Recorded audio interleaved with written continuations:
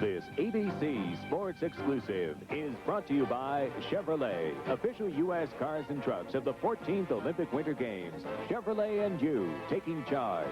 By light beer from Miller, everything you always wanted in a beer and less. By the world's largest fitness equipment bowl here in Miami, Florida, on an absolutely beautiful night when much of our country is being beleaguered by blizzard conditions. We hope and we feel for you. Sit back and enjoy the Cincinnati Bengals and the Miami Dolphins, two red-hot teams in the AFC over the past few weeks. The Dolphins, winners of 5 of their last 6. The Bengals, winners of 4 of their last 5. The standings in the AFC East.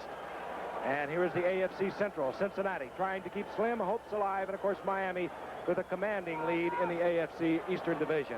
There was another happening here in Miami concerning this man this afternoon. Press conference, 2:45 p.m. Jointly run by Joe Robbie and Don Shula. Shula signs again. Several years. Terms, money, and tenure not disclosed, but the great man where he belongs. Back to you. We'll develop the story as the game progresses. Don Shula will watch his Miami Dolphins receive. And there he is. Fulton Walker set the Super Bowl record last February in a futile effort against the Washington Redskins. Jim Breach will kick off for the Cincinnati Bengals. Once again, the Dolphins have been hot under Dan Marino, their rookie quarterback. They have won 5 of 6. And the Bengals have won 4 of their last 5 under veteran Kenny Anderson. Bobbled, picked up quickly by Fulton Walker. Kozlowski tried to handle it. It goes into the arms of Walker. He's out over the 15 to the 17, where it'll be first down and 10. And Dan Marino will be making his 8th start. The 6th quarterback picked in the first round of the NFL draft this season. He has been spectacular. The #1 passer in the AFC, 5th in the NFL, and that'll tell you where the quarterback power has been this season, because 4 of the leaders are in the NFC. There are the skill positions and an offensive line that works so well together. It's very thin, not much depth, and there has been a penalty assessed against Cincinnati on the kickoff. Our referee tonight is Bob Frederick, and he'll tell us about it. We have a personal foul against the defense, number 59. A twist of the face mask. First down and 10. Linebacker Jeff Shue on the special team got a hand in there. And the penalty will give the Dolphins a first down and 10, the ball at their own 33-yard line. Nat Moore, wide receiver Mark Duper, has been spectacular over the past 6 weeks. And the single setback is Andre Franklin. A lot of speed at wide receiver. 2 tight ends are in. Dan Johnson, 87. Bruce Hardy, 84. Play action by Marino. Fires a shot, and it goes out to Mark Duper. He was hit hard at midfield. Pass that he could have had, but again, Howard touched on it on the tees. A great release on the part of Dan Marino. It's a little bit behind him, Frank. You see he makes a little spin, turns in there. And we got the same guy, Ken Riley, who's been doing that for so many years. Ken was right in position, made a good defensive tackle. Pretty hard ball to catch, but maybe he could have caught it. They've talked so much about that matchup. Riley in his 15th year, 5 interceptions this year. He's returned 2 for touchdowns, and he is the all-time AFC leader in interceptions, replacing Emmett Thomas this year. It's second down and 10. Tony Nathan, single setback now. And the pitch out left side. Nathan breaks it back inside and up close to a Dolphin first down. Good blocking out in front. Robert Jackson tripped him up. There is the 3-4 we'll watch tonight. We'll see Glenn Collins coming in when the Bengals go into a 4-man front. Many changes. The man who runs things, Jim LeClaire, the inside linebacker on the left side, a veteran of 12 years out of North Dakota. And they have some age on the corners. Louis Breeden has been around 6 years, and Ken Riley 15 years. But Riley, again, is having a spectacular year. People say that he might have slowed up, but he is having one of his best seasons ever. That would be number 13, Ken Riley. Coming up short of the first down, Tony Nathan. It'll be third down and 1. The ball marked inside Miami's 42-yard line. A pair of backs now. Nathan, 22. Andre Franklin. And play action on third and 1. And this time, Bruce Hardy was there. Marino missed him. And the Dolphins gambling somewhat with the big man in the backfield. Andre Franklin chose to go to the air, incomplete. What you have to remember is that Cincinnati leads the NFL in defense. That at this point in time, they may be as good as any team in the league. A throwback to the team that was in the Super Bowl a couple of years back and last year made the playoffs. So they're a team to be reckoned with at this stage of the season. Very much so. Reggie Roby, the rookie from Iowa. To punt. Deep is John Simmons, a rookie from Illinois. And Roby has hit a towering punt that carries inside the 10, takes a Miami bounce. And unfortunately, their special teams people overran that ball, but hung so high in the air, they were down under it before it hit. So they actually lost about 5 or 6 yards before they could kill the ball at the 13-yard line. A punt of 45 yards. Kenny Anderson having a spectacular year. Howard touched on it at the top. 68.3. That's the finest percentage of completion in the NFL coming into the night. Of course, if you were with us a few weeks ago, you saw that Kenny Anderson severely injured against the Pittsburgh Steelers, missed 3 games. He's back, as Howard also mentioned a moment ago, as is their big fullback, and I mean big, Pete Johnson. They have their folks back, and they're playing back to their Super Bowl year of 1981. First and 10 from the 13-yard line. Anderson on first down. Throws it out low to Pete Johnson, incomplete. And Anderson roughed up. Johnson almost made a heck of a catch out there. It was a nice pickup. Now, look at that guy. Now, you tell they've been talking a lot down here this week. We'll see Kenny Anderson come back up right in the middle. You're going to get a lot of action there tonight from A.J. Dewey. We've seen him play some great games on Monday Night Football. But they got Pete Johnson in, they say 260. He weighs 275 if he weighs a pound. Bob Baumauer, the nose tackle for Miami, says he outweighs all of our defensive linemen. And that's true. Second down and 10. Collinsworth split to the right. Curtis up at the top of your screen, and Anderson will put it up again. Goes to Alexander, and they have a screen in front of it. Alexander breaks the tackle, and Alexander will have a first down at the 25-yard line.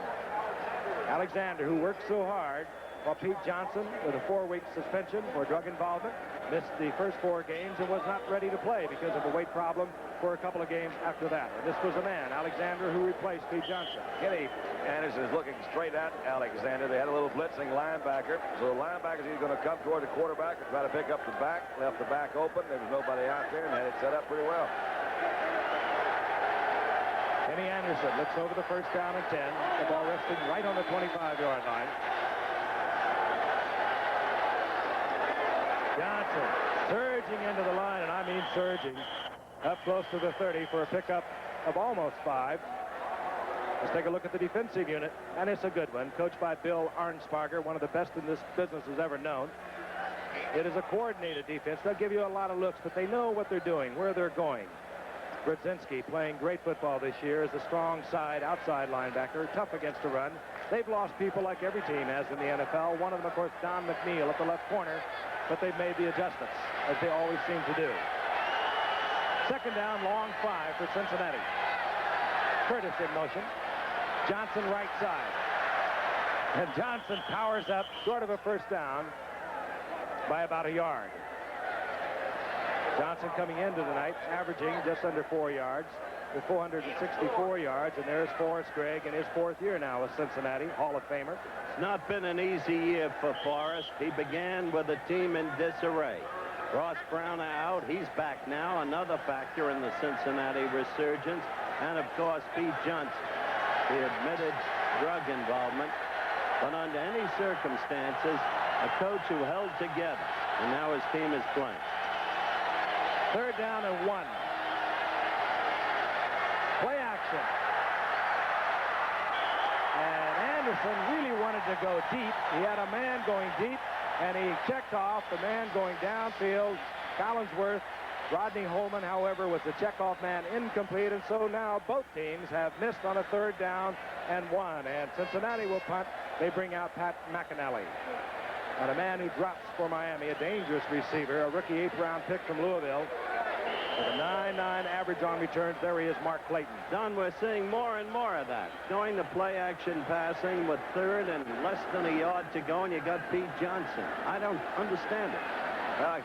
The only thing I can say, they're just trying to get on top in a hurry, and they took a little gamble.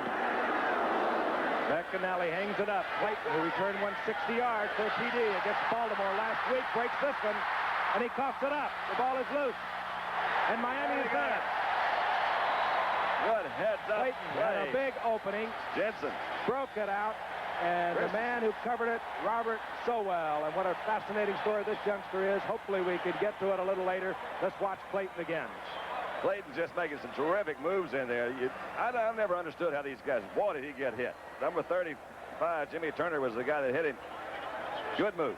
And the man who's on the spot has been, as he has been on the special team for Miami all year long, the rookie from Howard, Robert Sowell. I'll tell you, trying to get cultured isn't easy. We just went to the opera and we didn't understand a word. Yeah, but that big guy in those tights sure could sing. Well, at least we still drink a very civilized beer. Light beer from Miller. Light tastes great. But us impresarios drink it because it's less filling. We can't afford to get filled up. Tomorrow night, we're going to the ballet. Yeah, I sure hope they do it in English. Me too. Light beer from Miller. Everything you always wanted in a beer, and less.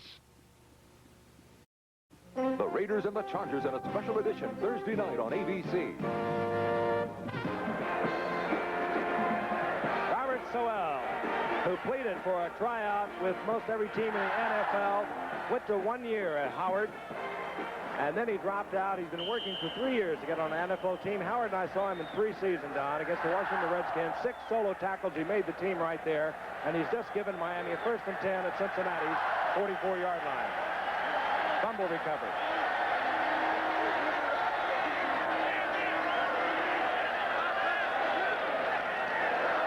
Franklin back over Bob Kuchenberg and Dwight Stevenson. The strength of the offensive line for Miami. And Franklin gets 3 to the 40-yard line. It'll be 2nd down and 7. Franklin is not having the year that he had a year ago, as you can see. The average per rush only 3.3, 5 touchdowns. He's virtually never used in 3rd down passing situations, pulled out, and he just hasn't had the value this year to Shula that he's had in the past. 2nd down and 7 for Dan Marino. Fires it out complete. It goes out to the tight end, Dan Johnson. And Dan Johnson posts the 1st down yardage. Bobby Kemp defensively there for Cincinnati. Marino gets rid of that ball in a hurry, doesn't he? He's got that ball up, ready to throw. That's the other thing we saw. They brought him in after Washington tromped all over him in preseason, as we see Dan Johnson limping off. But Marino came in and moved that ball club up in Washington. Marino is an interesting story because he had a bad senior year. All of you who are pro football fans have heard that, know that. But Shula, observing him over a 4-year span, realized that on balance, he had every attribute you wanted from a National Football League quarterback. And Shula may have just, yes, it's a first down. Shula is a great coach of quarterbacks. He knows how to handle them, how to move them along, when to bring them in, how to develop their confidence. Bobby Beth had said this in a long talk with me in San Diego when he was talking about the development of quarterbacks. Another great quarterback coach, in spite of possible disclaimers from my trusted colleague, is Tom Landry. No, he's very good at it. 1st down and 10, you saw the indication. The ball inside the 35, resting at the 34. Matt Moore in motion. They come back to Tony Nathan. Counter action inside the 30 for a gain of about 5. It'll be 2nd down and 5. And getting back to Marino, he was also the 6th player taken in the 1st round, 6th quarterback taken behind John Elway, Tony Eason up in New England, Jim Kelly, Todd Blackledge. All of them went before Marino. And a fellow named Ken O'Brien. Ken O'Brien of the Jets. We have 2nd down and 5.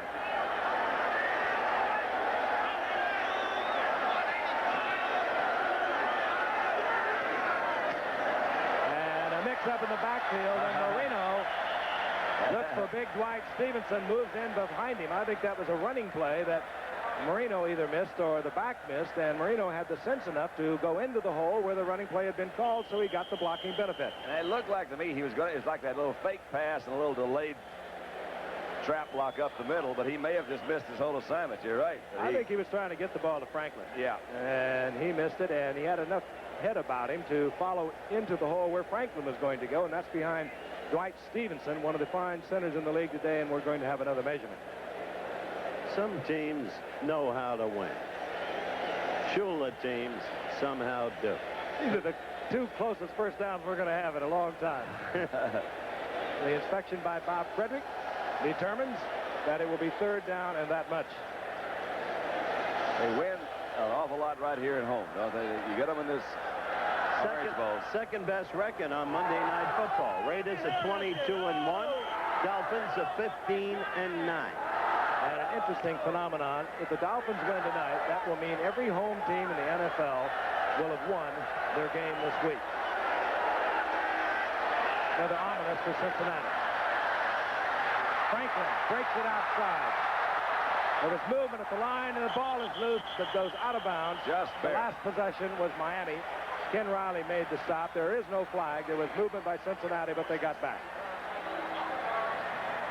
Under Franklin, he's not having the year that he had as a second-round pick in '81 with 711 yards.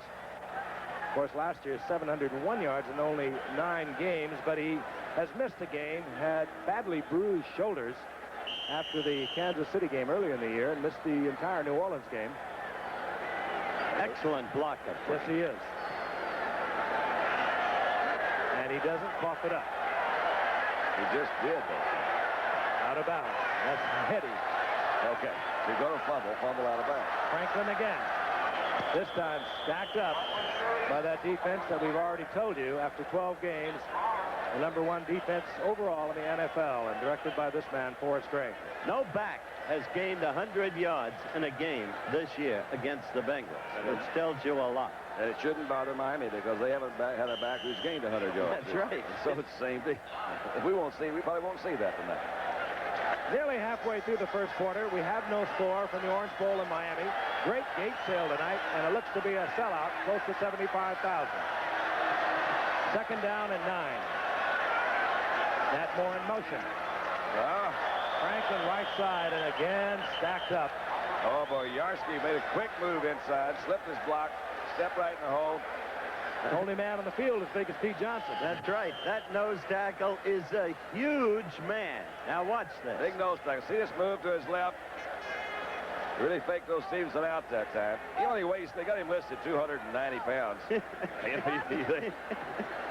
No, well, what can I say? Third down and 9, Joe Rose. He's the receiving tight end for the Dolphins, comes in.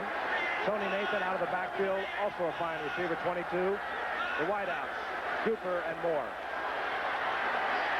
Marino fires the shot, and he gets it in complete. And the man who had a resurgence this year with the injuries to Jimmy Cephalo and Tommy Vigorito comes down with it. That is Nat Moore for a first down inside the 10. It's hard to really determine the difference in tenths of seconds, but with an arm like Marino, this ball would not have been completed by a lot of quarterbacks. Zip. That thing is really zipped in there. Didn't have to move. You're getting that ball to him in a hurry. But the comeback of Nat Moore, as we said at the very top of the telecast, has been a critical thing. He makes all the key catches for this team as he did just then. Ninth play of this drive coming up. That's time remaining in the first quarter. First down goal to go. Franklin piled up, and you better believe that Boyorski was at the bottom of that one. The big man we spoke of a moment ago.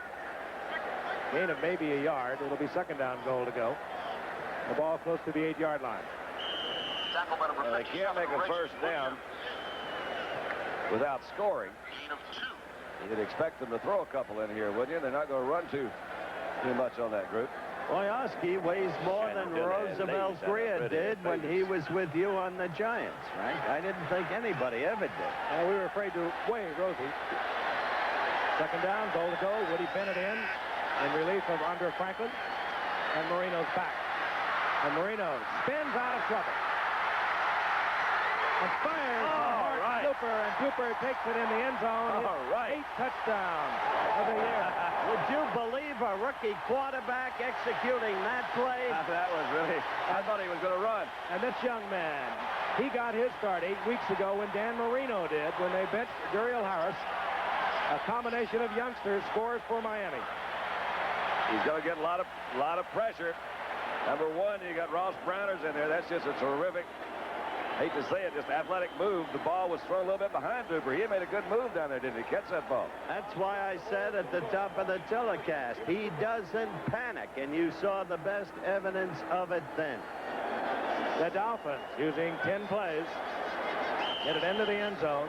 Marino to the spectacular Mark Duper. Super duper. He is that. He has some long touchdowns. this year. 85 last week against Baltimore, leading the NFL in yards per catch as we watched Uwe von Schamann for the conversion. John Strott gets it down.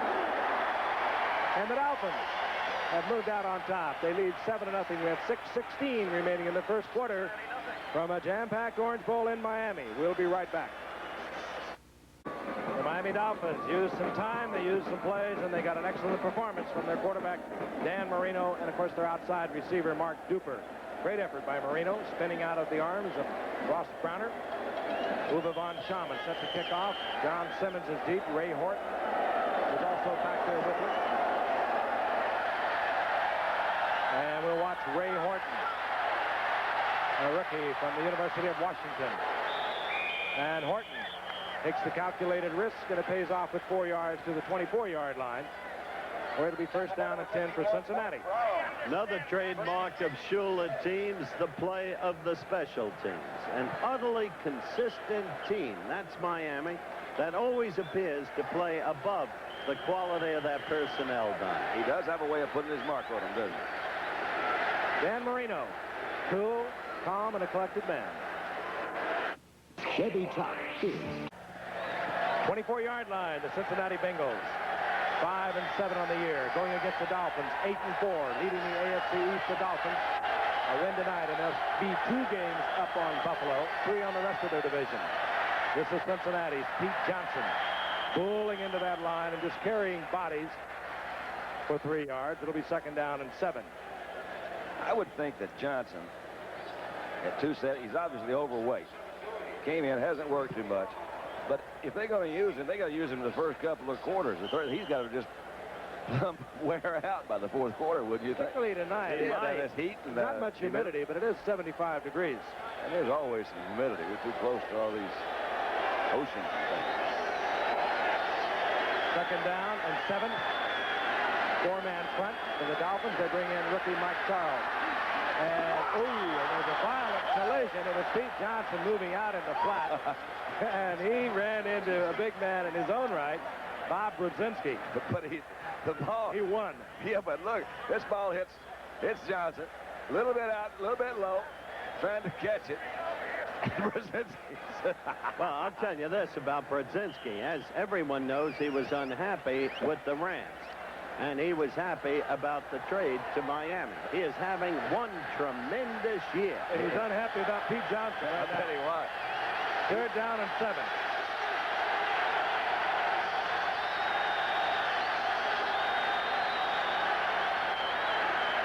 Again, Anderson back. Blitz is on. He reads it, fires it, and it goes out complete. Going to Steve Kreider, who doesn't get the acclaim as the other wide receivers, Isaac Curtis and Chris Collinsworth, but he's made some big plays, particularly when you hark back to 81, the Super Bowl year, and the 12-4 season the Bengals had. There's a good pass pattern, and they brought Kreider from the left all the way over to the right, and they flooded this right zone, cleared it out with the 2 receivers that you mentioned, Frank, and left Kreider into the outside to pick up the first down. And that's where Anderson is the precision passer. And once Frank said to me, nobody from Lehigh could play in this league. Frank said that? No, he did not I thought you said that to Frank. First down and 10, Pete Johnson. Up the middle, and Brzezinski again against Pete Johnson, and it's nice to remember that they spent their collegiate years at the Ohio State University. And both of them came up top draft picks. Gain of about a yard. It'll be second down and 9. As a matter of fact, what Frank said was, I love it when kids from the smaller colleges make it big in the league. I think everybody does. That's always fun. Lehigh produced some great wrestlers, I'll tell you that. Second and 9. A reverse, Chris Collinsworth. Another reverse by Chris Collinsworth. And there'll be a loss back close to the 30-yard line. A loss of 6. Charles Bowser makes the stop as Chris Collinsworth and Pete Johnson on the reverse did not cool the Miami defense. It was a very disciplined defense. They look like the proverbial fire drill at times, but they know exactly where they're going. And unlike the Raiders in that respect, and yet at times they look very similar. Like Frank's classic line at Atlanta. Here comes White Shoes. There goes White Shoes. Third down and 14 following the loss. Collinsworth split wide to the right. Top receiver for the Bengals with 55 receptions. Kreider up at the top of your screen. Anderson picked off almost. Oh, he had it. Great effort. Going up to come down with the ball was Lyle Blackwood, looking for his 4th interception of the year. Had it cold on a pass intended for Collinsworth. Now, that ball was as poorly thrown as you're going to see Kenny throw one. He got a little bit of pressure, but not a whole lot. Had time to throw. Just had some big hands up. He overthrew. I don't know what that one was. That was not a very good pass. Lyle, no, one of the Bruce brothers down here. That brings on Pat McInally to do the punting for Cincinnati. Mark Clayton has dropped, settles in at the Dolphins' 25-yard line. McInally just does get it off. Almost blocked. High kick with Mark Clayton.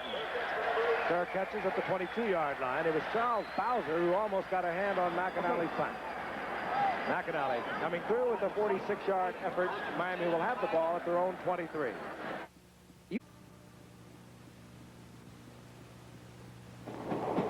People think I always take the train because I'm afraid of flying. Me, afraid? Nah. I take the train because it's the best way to enjoy light beer from Miller. Rolling through the Rockies and all across the Midwest, nice, less filling.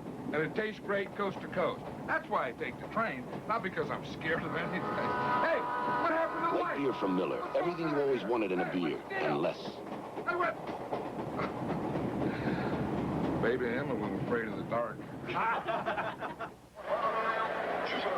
All right, we're back at the Orange Bowl. And Shula has had all kinds of distractions, injuries. Nothing seems to bother him or his team. Shula explains. We've had a lot of things happen to our football team this year. There have been a lot of distractions and some injuries that have really hurt us. And, of course, the big distraction was the United States Football League for myself personally for a period of time. But I tried to live with that, and then I was finally able to put it to rest when I decided that I no longer wanted to negotiate with them. But I try to give all my attention to the upcoming opponent, and I expect and demand that of my players, and I should do it as the coach. All right, the man has character, the man has integrity, will develop his story during the game. Frank.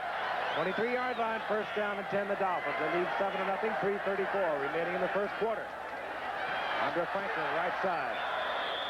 Former Cornhusker to the 25-yard line, a gain of almost 3. We'll call it 2nd down and 7. Eddie Edwards defensively there for Cincinnati. I tell you, they've got some outstanding defensive linemen. Edwards, Borowski, Boyarsky, Ross Browner, and that Crumry they bring in. Those guys moving up down the line. No wonder they're the top defense in the league. Their linebackers aren't chop liver either. That's right. Reggie Williams, Jim LeClaire, whom Frank talked about. Tom Dinkel. And Marino unhappy with the call with the personnel involved in it. We've seen so much of it this year. We talked about it. He has to use a timeout. Sometimes they become expensive later. The Raiders and the Chargers in a special edition Thursday night on ABC. It's a rather interesting goal for young Dan Marino. He came into tonight 5th place in the NFL, 1st in the AFC, but no one has led the league in passing as a rookie since Harry Newman did it back in 1933. Who did he play with? Well, Parker Hall in 39, of course. Parker Hall was with the then Cleveland Rams. I remember it well. I was a year old. 2nd down and 7. Marino back. Looking for Duper. And Duper almost got it defensively. He was working back there against the free safety who had roamed over to help Ken Riley, Robert Jackson. I tell you, that Marino can throw. Let's see, that was, he threw that from about the 15, didn't he? Let's see, 15. That ball traveled 60 over, well, 60, about 65 yards in the air. And it was beautifully thrown. Hey, Robert Jackson played it well, but he just underplayed it. He had plenty of time to get back there. That almost went the distance. Jackson almost mistimed his jump. He almost jumped just a little too quickly. And Marino now from the shotgun on 3rd down and 7. Sent it out of the lineup, so Stevenson snaps for Miami. And Marino this time firing incomplete. Well, that almost looked like a mix-up in patterns. They're all kind of standing around looking at each other. He threw into a pretty good crowd. 4th down. I presume it was Clayton he was intending to pass for, but in any event, it's incomplete, and we'll see Reggie Roby come out once again. He's not working against a weak secondary either. When you have Riley and Breeden in there together, you've got the experience and knowledge. Cincinnati at Cleveland. Remember, he was out injured, Frank? They did, and they picked on the secondary. Cleveland winning that game. Roby, the rookie from Iowa, he kicked to John Simmons, the rookie from Illinois. And Roby had to hurry to get it away, but he booms one once again, and Simmons makes the fair catch at the 28-yard line. So Roby hangs up another beauty, a 47-yard effort, and Nat Moore getting a little extra treatment on the sideline. That was the key play of Miami's touchdown drive. The 3rd and 9 pass, a gunshot to Nat Moore. Ken Anderson comes in. They're working on Nat Moore's neck. We harken back to that game, Don, when we saw Keith Gary of the Pittsburgh Steelers get a hand on Kenny Anderson's face mask, almost twisted his head off. He was out for 3 games after that. One of the ugliest injuries I think I've ever seen. It really looked like they had ripped his head off. Pete Johnson. Left side. And Johnson gets his customary 3 to 4 out to the 33-yard line. Giving 4, it'll be 2nd down and 6. And I suspect they're going to have to change their offensive pattern. They're stacked against Johnson now, Miami is, and that's a brilliantly coached team defensively by the incomparable Bill Onsparger, who may, by the way, be leaving to become the head coach of LSU. At least the story's been printed. More on that in a moment. Here's the kid. If he does leave, whoever gets him has got a winner. 2nd down and 6.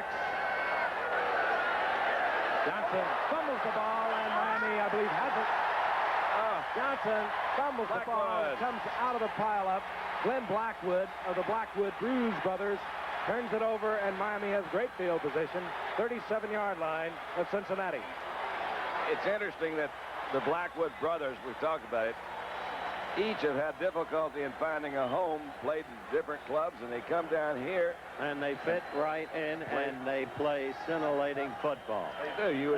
You would think that that would be a weakness in their defense, is the secondary. Neither of the boys have a great deal of speed, but I'm told that they just are so intense, so enthusiastic about what they're doing. Smart young guys, and they know the defenses and play them well. Lyle Blackwood played 3 years with Cincinnati before moving to Baltimore, and the Dolphins got him as a free agent. On 1st and 10, Marino rifles a string complete, close to a 1st down.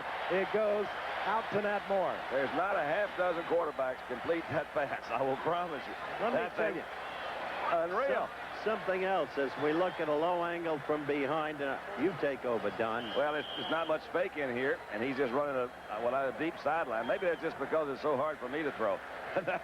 But that ball is right out there. You didn't have much time to work with it. It was not badly covered. He had Lewis Breeden, who we talked about earlier, is good defensive back. 1st and 10, Miami inside the 23-yard line of Cincinnati. Tony Nathan. Flag is down, and Nathan is down after a pickup of 3. Robert Jackson making the stop, but again, the flag is down. That's probably holding on offense. You rarely see Miami penalized. That's another trademark of Shula, but this time you do.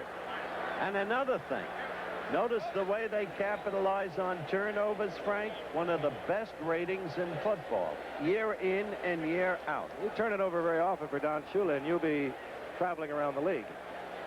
He does not like that. They throw few interceptions. They fumble very seldom. Washington, of course, a remarkable record in that area. Here's the call. Offensive holding, number 87, 1st down.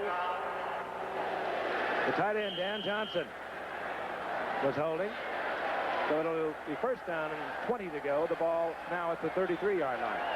Nat Moore right, Mark Cooper left. That's Moore, top of the string. There's Hardy in motion.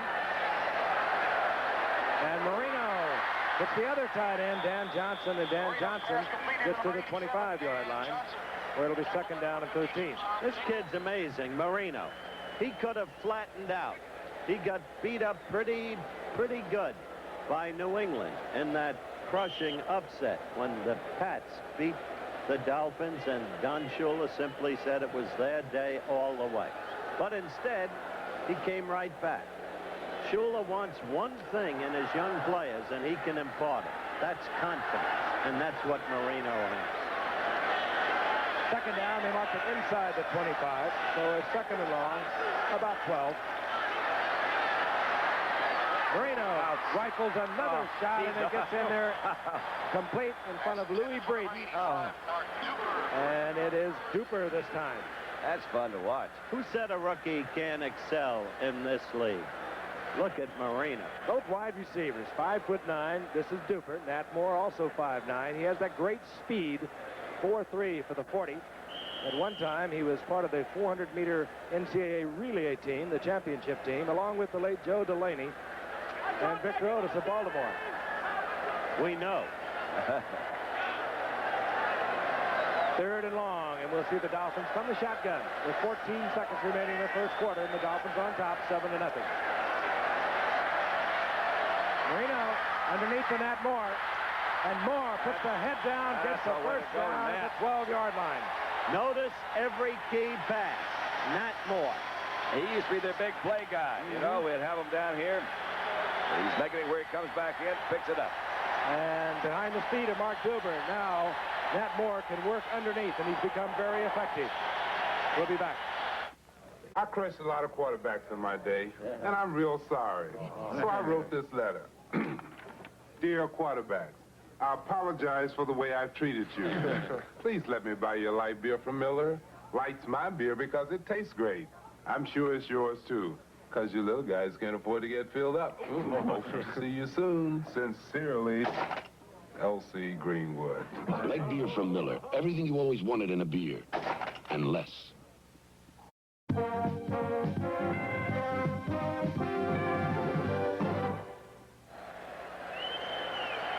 Once again, for those of you who might be surviving the blizzard conditions that has really covered much of the Rocky Mountains, now moving into the Midwest, we're glad you're with us tonight. We feel for you. We hope you're enjoying our telecast from Miami, where the Dolphins lead 7-0 and have a first down and 10 near the 12-yard line of the Cincinnati Bengals. Marino fires, and it goes out to Dan Johnson, and it's tied in. That's good control. Close to another first down. He'll have it. It'll be first down, goal to go. He now has that secondary playing scared. You know that?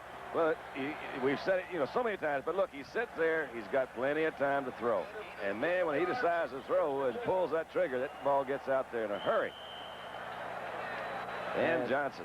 Second-year man out of Iowa State, and again, they do so many different things with Miami. They play three tight ends, Johnson, Hardy, and Rose.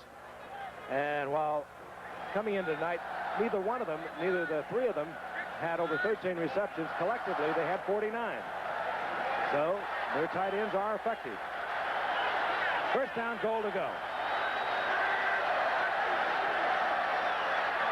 Tony Nathan hurdles high into the end zone, touchdown Miami. So they have taken the turnover and capitalized with the touchdown. The Dolphins 8-4, a win tonight. 2 full games up on Buffalo, 3 on the rest of their division. 2 turnovers terribly costly to the Bengals, and Miami succeeding in spite of a penalty because of the brilliance of young Marino.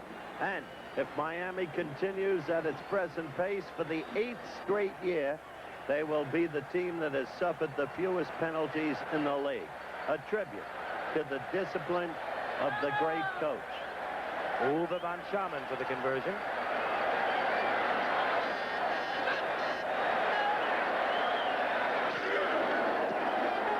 He almost hooked that, didn't he? He really did. Whoa. Just got in. 14-0. The Dolphins over the Bengals. 63-yard drive. This man. The Blimp, the Enterprise, is with us tonight in a sparkling night at the Orange Bowl in Miami. You'd think with 204,000 cubic feet of helium, it could get higher than that. I'll pass that. They're up there with Mike Fitzpatrick, the pilot, and the cameraman. How about Art Pepper? Art Pepper working up there tonight, and Uwe von Schamann is not getting there. set to work. John Simmons is deep for Cincinnati. Uwe drills it deep, and Ray Horton stays in the end zone. Not only deep, that was a very high kick. Let's take a look at the numbers for the first quarter. It was a Miami quarter. Miami dominating, and that Cincinnati turnover critical, as you saw. Miami keeping the ball much of the quarter, and Miami doing things their way. Rodney Tate comes into the lineup for Cincinnati. Put up to the top of your screen, just activated today. He's been out 4 weeks with a thigh injury. The big man, Pete Johnson, remains a single setback. Anderson at first and 10 is back. Anderson has a man open. Isaac Curtis. Say goodbye to this one. He's been around 11 years, but no one's going to catch Curtis. That's 80-yard touchdown. That's what happened when they turned to the pass for the first time on first down. Frank. It's also what happened when they got Bill Judson that made a defensive error and trying to knock it down instead of playing that man.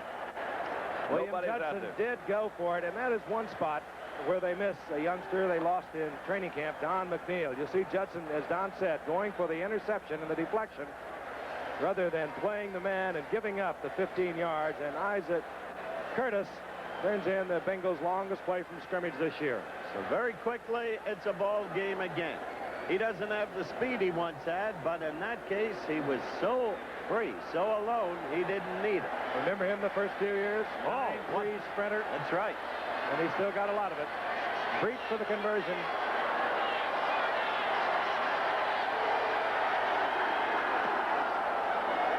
To the uprights, and the Bengals on the very first play offensively here in the second quarter have put 7 on the scoreboard. An 80-yard combination, Anderson to Curtis.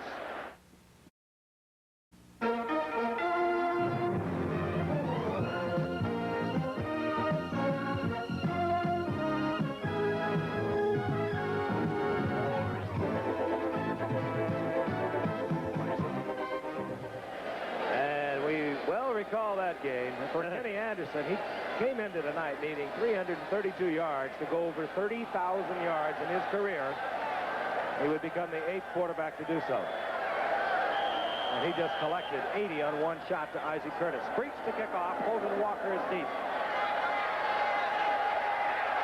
Walker will bring it out. That's whoa. And Walker out over the 20, close to the 25-yard line, where he's up into there. The first man, Steve Maidlow. Don, there's no question you're right. As we look at Kenny Anderson there, helmet off. No question you're right. Judson misplayed the ball. He took a risk that he never should have taken. But at the same time, there's no question they had to change their pattern of Johnson up the middle of first 2 downs, and Cincinnati did. They changed it, didn't they? Yes, in rather dramatic fashion. That's yes. right. With startling results. Double covering on Collinsworth. They left single coverage, Judson and Isaac Curtis.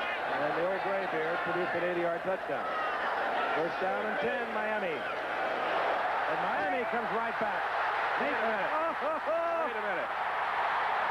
Tony Nathan, finally, it's Louis Braden who takes Nathan, who can do so many things to you. Good receiver out of the backfield, great acceleration, doesn't have blazing speed, but he gets into Cincinnati territory at the 33-yard line. Look at the trap block. Really good, Nicement. They kind of confused LeClaire. Looks like good block coming across. That's Johnson. And Kuchenberg with the trap. Yeah, man, what a nice move by Tony to come in there. You know, the Bengals coming in tonight have only allowed an average of 64 yards rushing against them per game. They've already given up more than that. Yep. Miami at the 34-yard line. Andre Franklin as the Dolphins go back to the single setback. Franklin, left side, another big gaping hole, and trips as he goes through the line of scrimmage. He'll get 8 yards out of it. Right behind John Gieser and Kuchenberg once again. That Miami offensive line is doing some job. When you do that to this Cincinnati defense, and we've told you about the statistics throughout the year, the inability of the running game to work against the Bengals, then you know your offensive line is getting off possible and as effectively as possible. Second down and 2. Duriel Harris in the ball game up at the top of your screen. He was replaced 8 weeks ago by Mark Cooper. Franklin, tippy-toeing. He who hesitates is lost. He had a first down 2 yards in front of him, and he was looking for the gap when he should have had that head down and bowling for it. He'll be short of the first down. Glenn Cameron's covered a lot of them through the years, and Glenn just kind of keeps doing that same thing. They're a tough bunch of linebackers. Yet it was Glenn who was suckered on the trap play that sprung Tony for the long gain. I don't know if you noticed. I actually thought that it was LeClaire, 55, but I knew one of them was in there. Third down, less than a yard. Earlier in the game, on the very first drive, Miami did not go to the run. They lined up in this formation, play action, and put the ball in the air.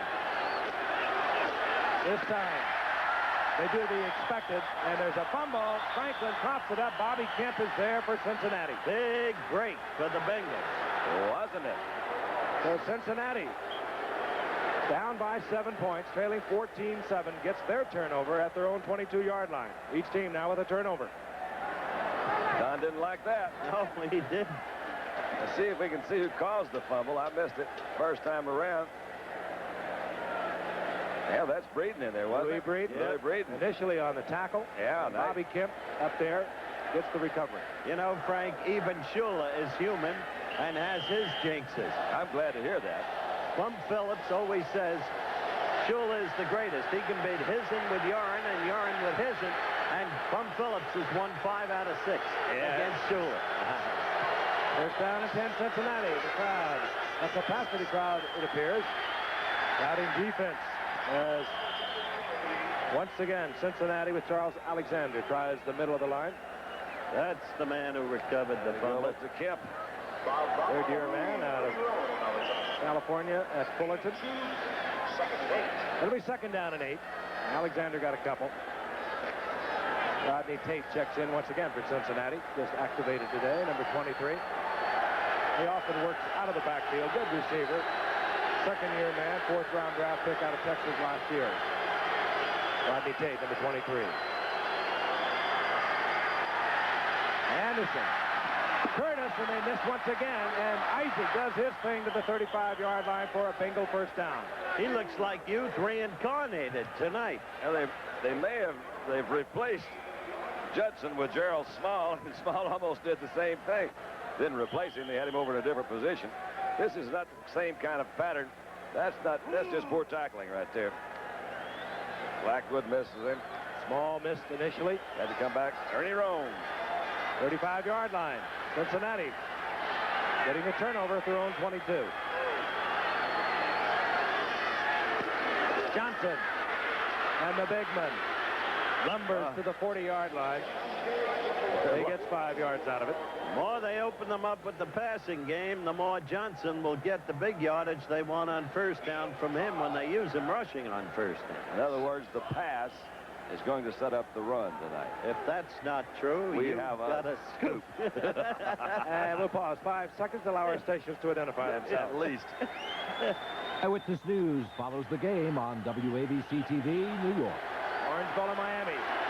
The Dolphins leading the Bengals 14-7, second down and 5. The Bengals have the ball at their own 40-yard line. Here's Big Pete Johnson. This time steps back into a crowd of Dolphins, held for a yard pickup. It'll be third down and 4th. And we'll see the platoon changing as the specialists come in. He stepped back in the middle and leaned on him for a half yard. The play had the inventiveness of a frog. A frog. Kreider comes in for the Bengals. The Dolphins look it over. Bill Arnsparger sends his defensive folks in. That will mean Paul Langford, number 44, and Mike Kozlowski. 6 defensive backs. Kreider, top of your screen. Collinsworth, single receiver to the left.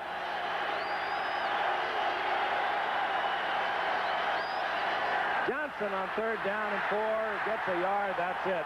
Boom. And Forrest Gregg trying to cross up Miami, and they are not a team you attempt that very often. They play their areas, they play their defenses to perfection. Well, I can't cope with that call. Ribbit. There's Bill Arnsparger. I mentioned a statistic earlier, and Don Shula in 20 years has had 1 losing season. It was 1976, and that was the year that Arnsparger came back from the New York Giants and was not available. Let me tell you a little bit about that man. What a statistic. 1 year and 20. They were 6-8 in 76. There's Mark Clayton, dangerous return man. 60-yarder last week against Baltimore. From the 7-yard line. Flag is down as Clayton works his way over the 15. Always a flag down. Always on the punting team. And the return teams, the blocking, of course. The only time we didn't see it, Frank, was last Monday night when Kirk sprung. Did he? 74 yards. Stunning everyone in New Orleans. Did y'all have a good time in New Orleans? Had a great time. It's a good city, isn't it?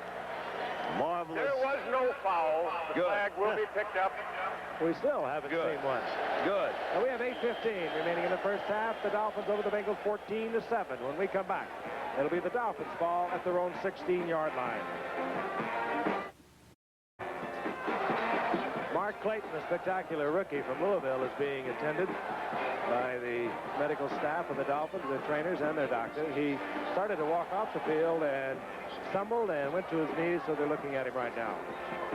And while they'll do, we'll tell you we're going to have a little bit of a traveling show coming up your way very shortly. Thursday night, we're going to be in San Diego for the Raiders of San Diego. Now, the Raiders can win a playoff spot with a victory there or a tie with San Diego. But remember, Dan Fouts is back. He had a big win yesterday over Denver. And then Minnesota and Detroit. What can you say about the NFC Central Division? They just kind of alternate. They'll be going for first place a week from tonight. Yeah, they're each 7-6 in that stunning Thanksgiving Day rout of the Steelers by the Lions. Had to be seen to be believed.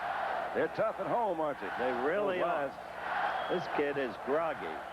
He started off the field, stumbled, got up, continued to try to get off the field, and stumbled once again, and they're going to take him inside. We'll get a report as quickly as we can on Mark Clayton. The Raiders, if they beat San Diego, they win their division, right? That's not a playoff. That's the division championship. Yeah, but that's going to be tough. They're intense rivals, the Raiders and the Chargers. Everybody is at all levels. Raiders. Yeah. That's right. And of course, the Dolphins have their eyes on the Raiders. The Raiders, what are they, 10-3, 3 up in their division. And of course, the first tiebreaker, and the Dolphins want to get into the playoffs, but they want the home field advantage throughout it. The first tiebreaker is head-to-head. The Raiders defeated the Dolphins in the third game of the season. First down and 10. Nathan, left side. Nathan runs into trouble over there. Nothing doing. And it was Bobby Kemp up there first from the strong safety position. Up until that play, Miami had already rushed for 89 yards against the Bengals. And we've told you about the Bengals defense against the rush this year. There are the figures. Rushing defense last 6 games. The Dolphins game, of course, the current one. And there are the big 85 yards. I had said they just 89. lost 4 right there. Okay. The word on Mark Clayton is, and we'll continue to try and update it, is that it was not a concussion, as we had suspected. They are going to x-ray his ribs. He took a shot in the back on that punt return. We have a second down and 14. Marino steps back in the pocket, lost one up. Duper is there, and Duper with another long reception. He was averaging 21 yards coming into the night. He gets a first down for Miami at the 45-yard line on a 42-yard effort. I think if Denny had a little bit more time to throw this time, he could have hit him at a little bit quicker pace. You see, right? Yeah, he had time to throw. I thought he got hit when he did. That old ball just wobbled a little bit. He got it down there. Why did you say a rookie quarterback couldn't make it in this league? I didn't. Not since 1960 have I felt that a rookie quarterback could make it in this league. Well, 1939. Parker Hall. Parker Hall. Cleveland Browns. First down, Miami, 45-yard line of Cincinnati. 2 high-powered teams. Miami winners of 5 of their last 6. Cincinnati winners of 4 of their last 5. Tony Nathan works over Kuchenberg and Stevenson for about 3 yards. It'll be second down and 7. Tony Nathan this year, leading receiver coming into the night. 481 yards rushing to go with it. They have really worked this young man. 5th-year man out of Alabama. Works out of the backfield as a receiver so well. He has now stepped out. Woody Bennett has come in as the single setback, number 34 for Miami. Duper is there, and Marino hangs one again on a string. First down, Miami. working in front of Ken Riley, and Riley has got to respect the great speed of Mark Duper. He was single coverage, and he had to play off him. Frank, it's almost, I think, almost impossible for a defensive back to cover this if he's in man-to-man coverage. He's got to respect speed. He's got to play off a little bit, play that position, and if that ball can get out there in a hurry, you're going to pick those things. I love that little quick out pattern. That thing Imagine if is he open. could put a perfect spiral on it. Yeah. It would drill Duper right through the chest. That thing is wobbling, and it's out there in an instant. That's right. First down, Miami, inside the 35-yard line of Cincinnati. Franklin, the single set back now for Miami. He works left side. Just a good block from Geisler, and up to the 30-yard line before Robert Jackson is there. A gain of 4. It'll be second down and 6.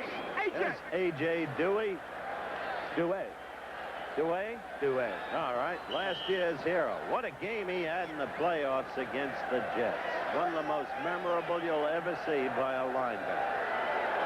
He does want it pronounced Dewey, so we will go along with his wishes. As a matter of fact, on the back of his jersey, he has a little apostrophe in there. When you're that big, you usually get your wishes. Second down and 6, 4:31 remaining in the half. Marino on the rollout. Lost one up, and Duper crossed him up. Duper on a fly route, covered well by Louis Breeden. Thought he could break it back, and just as he did, Marino laid it up in the corner. He threw that one, well, I guess, you know, whatever he did, he threw it a little quickly. He had a couple of guys opening up, coming back across the middle. Little rollout type pattern. It's a good pass, I would think, for a guy like Marino. He can run, throw the ball on the run. Duriel Harris comes in, so we'll have 3 wide receivers. Nat Moore, 89, Duriel Harris, 82, and Mark Duper. They're going to take Franklin out. You know that. Franklin hadn't caught a pass all year. He's only caught 3 in 2 years before this one. That's right. That's a little handicap, I would say. Nat Moore, Duriel Harris to the right. Third down, long yardage. Up at the top of your screen is the speedster Mark Duper. Head-and-head with Ken Riley. You can see it up at the top. Now it's Louis Breeden. They moved over to the right side, working against Duper. And again, the Dolphins have to call timeout. Marino not happy with the defense or the personnel available. So the Dolphins are down to 1 timeout, 4:22 remaining in the half, 14-7 over the Bengals.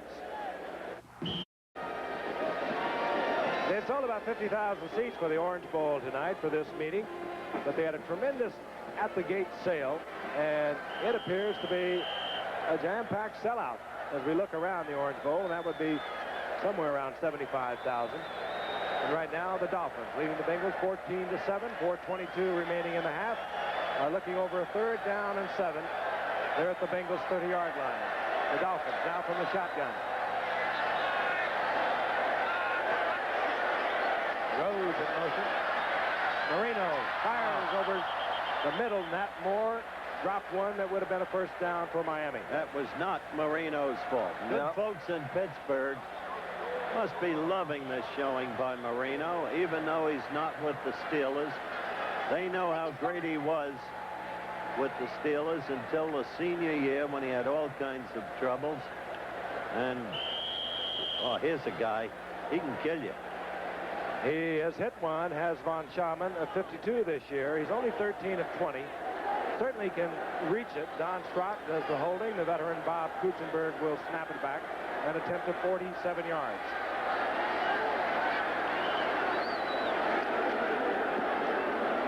Plenty of distance. Yeah. And the Dolphins add 3 points. I said he can kill you. That's Von Schaumann territory, even though he was in a temporary slump. 17-7, the Dolphins lead. All right, we're up 15. We got this game won. Yeah, you guys are buying a light beer from Miller. Yeah, let's Philly. 1 out to go. Yeah, what can he do to us now? Hey, I'll keep the change. Here's Rodney!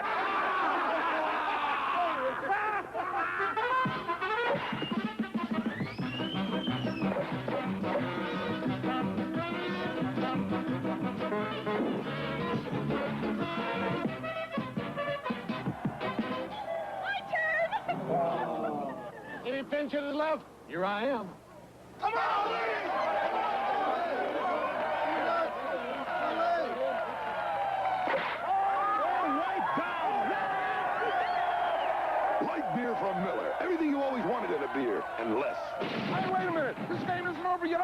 fastball. John Simmons, number 25, and Ray Horton are deep for the Cincinnati Bengals. 4:11 remaining in the half. And Uwe von Schamann, who has just hit from 47 yards out for a Dolphin field goal, will put the leg to it. Number 25, Simmons. What a plus he is, too, on kickoffs. He keeps you pretty much in the touchback area. This one is high, but it settles at the 2-yard line where Ray Horton will bring it out. And Horton to the 20-yard line where it'll be 1st and 10 Cincinnati. A return of 18 yards. Cincinnati now down by 10. A beauty coming your way at 3:30 Eastern. ABC's NCAA College Football. Number 3 ranked Auburn against Alabama. One of the great rivalries in the Southeast Conference. Auburn headed for the Sugar Bowl January the 2nd. And if Alabama should win, there would be a 3-way tie for that conference. Auburn, Georgia, and Alabama. Of course, we'll also have some of our stations bringing you the NCAA College Football Division III Final and Division II Semifinals. College football Saturday at its best here on ABC. On 1st and 10, Anderson is back. Pete Johnson. Nice throw. Puts the head down, and there's a massive collision. Grodzinski, his former teammate, Ohio State, bouncing off Pete Johnson once again. We can replay that again. I'll tell you something. You got to have some courage just to come up and hit this man. He weighs about 275. Delicate little drop pass by Anderson. Drills over the head. You see Johnson get up a little head of steam. Watch Brzezinski, 59. Judson was the second Dolphin to bounce off. 1, 2, 3. They got 5 of them over there to get him down. Way to go, Pete. 8-yard pickup. 2nd down and 2. Rodney Tate comes into the lineup. Johnson remains. This is Rodney Tate. And Tate gets the first down. I tell you, they're hitting. Blackwood. They are hitting. That was Glenn Blackwood, 47. They have Cruz brothers. no regard for their bodies. Is that what they say? I'll tell you, you can't when you come up in that strong safety position. You run into guards, you run into lead backs. He's the baby of that group. Yeah, he was a draft pick of the Dolphins in '79, 8th-round pick. Talked Don Shula into picking up his brother, Lyle, from Baltimore. Anderson on 1st and 10. Rodney Tate tried to get outside. Nothing doing. There is a loss of about 3. I don't understand this, Don. Quite frankly, you're down to 2:20 and counting down in the half. You're trailing by 10 points. You got to put that ball in the air and at least get into field goal position to get within a touchdown again. One reason I think you run that ball at Betters, who one of the best defensive ends in the pass rush in the league today, with 16 sacks in it tonight. He's got to think next time, well, I can't think past totally. Right now, we're going to go down to the 2-minute warning. That, too, perhaps is not the finest of generalmanship. As Cincinnati lost a lot of time. We'll be back after this from the National Football League. The preceding announcement brought to you by Anthony Munoz and the Cincinnati Bengals. They're all-pro tackle, and, of course, the National Football League. Kenny Anderson got things straightened out. Rodney Tate had a 3-yard loss, so Anderson steps back into the huddle. 2nd down and 13. Bengals with 3 timeouts remaining. That's plenty of time for a veteran like Kenny Anderson if he can get something happening. 3 wide receivers. Kreider joins Isaac Curtis and Chris Collinsworth. That's Kreider in motion. Kreider's open. Anderson, Pete Johnson. Down the sidelines, he's thinking out of bounds, and he does. Stop the clock out at the 47-yard line. 1st down, Cincinnati.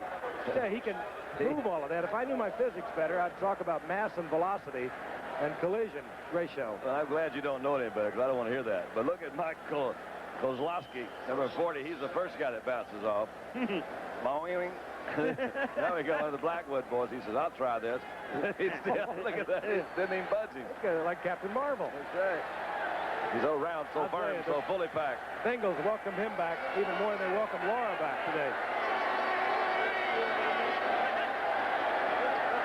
Anderson. The big one. Collinsworth Oh, diving catch by the great one. Oh, That's why We had not heard much from him. You knew we would, however. He's been double covered all night. Now they've done it, and they've kept themselves very much in this ball game. beautifully thrown ball. Gerald Small is the defender. But look at this ball. Now, that's a tight spiral. And Collinsworth's concentration, the ball's over his head a little bit. That's a terrific catch. What hands. First reception of the night for Collinsworth. Frank, I really believe he is one of the great receivers of the last 10 years. He is just a spectacular athlete. And he is having a great year. He's 3 yards short of breaking his own record that he set single-season record for Cincinnati in '81. I'll tell you, I've been out there many, many years ago, and that's one of the most difficult catches you'll ever have to make. It takes total concentration, the ball coming right over your head, and he does it week in and week out. First down pass. First down pass. Somehow, someone is listening to you over there on the Cincinnati Bengals bench, and they're in trouble. If they are. You've got a scoop. Anderson, you know, it is good to see him back. It's remarkable to me that through the years, his percentage of completion has been so high, because he doesn't throw those little dink passes over there all the time to get that percentage up. One of the few quarterbacks, Don, whose outside receivers have more completions than anyone else on the team. You know, you go in and watch teams nowadays, and their backs are the leading receivers. They're tight end, but not so with Cincinnati. And you're right about the percentage. You set an NFL record a year ago. That was an old Sammy Baugh mark. He's 7 of 11 for 186 with 1 touchdown. Kenny Anderson from Augustana, which is about to play Union. But Frank come right over the top of his head. Yeah, and kind of through the receiver. You can see if it's almost over his left shoulder rather than the right shoulder. You talk about sticky fingers. Just good concentration. He just got his eye on that ball. 1:27 remaining in the half. The Bengals have 2 timeouts. They have a first down goal to go against the tough Miami Dolphin defense. The Dolphins defensively first against the pass in the AFC coming into the night.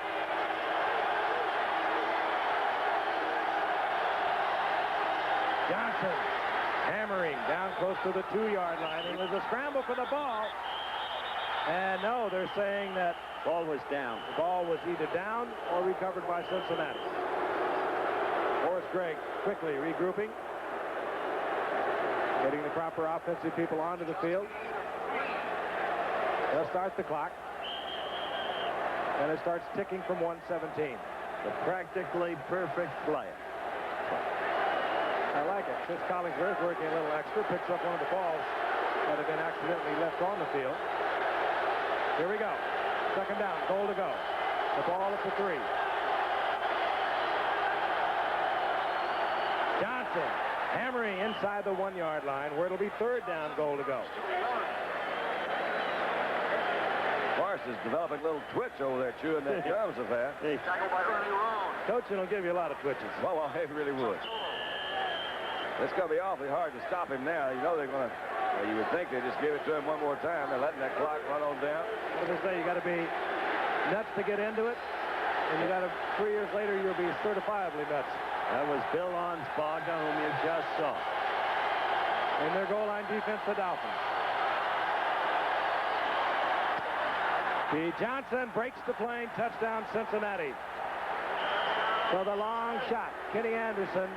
Chris Collinsworth has set up the touchdown for the Bengals. Johnson doing the work as he gets his 10th touchdown of the season. 17 seconds remaining in the half. We anticipated this kind of ball game, and it's proving out.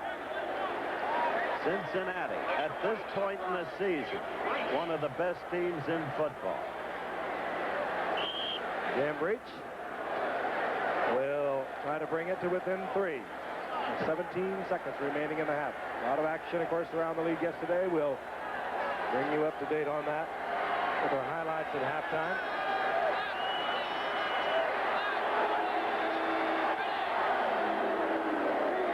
The Bengals draw to within 3 of the Miami Dolphins.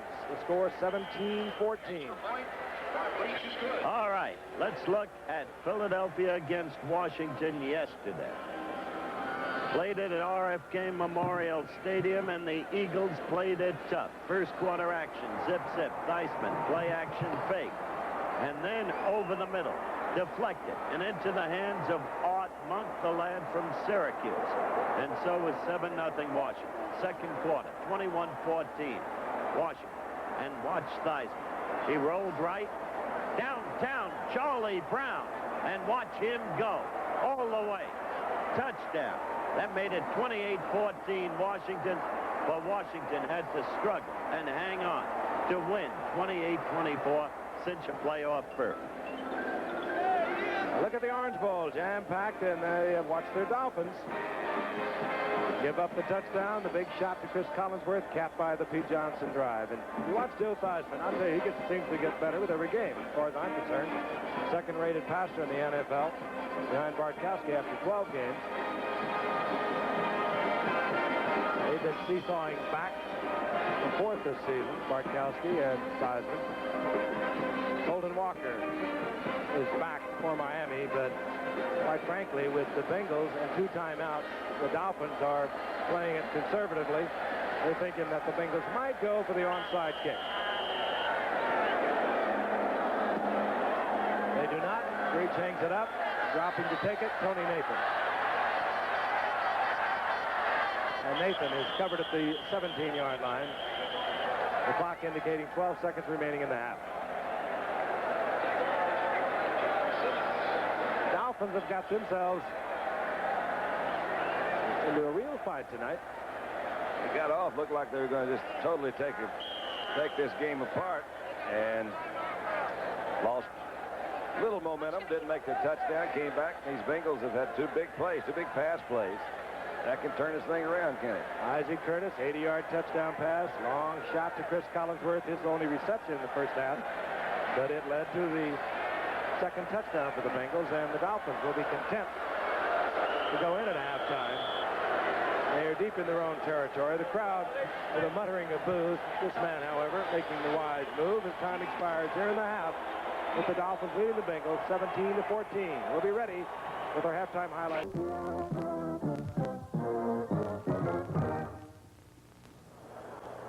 The Orange Bowl, the Miami Dolphins broke out quickly in the first quarter. This is the first score of the ball game. The rookie quarterback from Pittsburgh dropping back, firing, sending out of the arms of Ross Browner is Dan Marino. Great effort. Gets the ball to the youngster from Northwest State, Louisiana, Mark Duper, who's having a great year for the Miami Dolphins, 7-0. First play of the second quarter, Kenny Anderson, first down shot.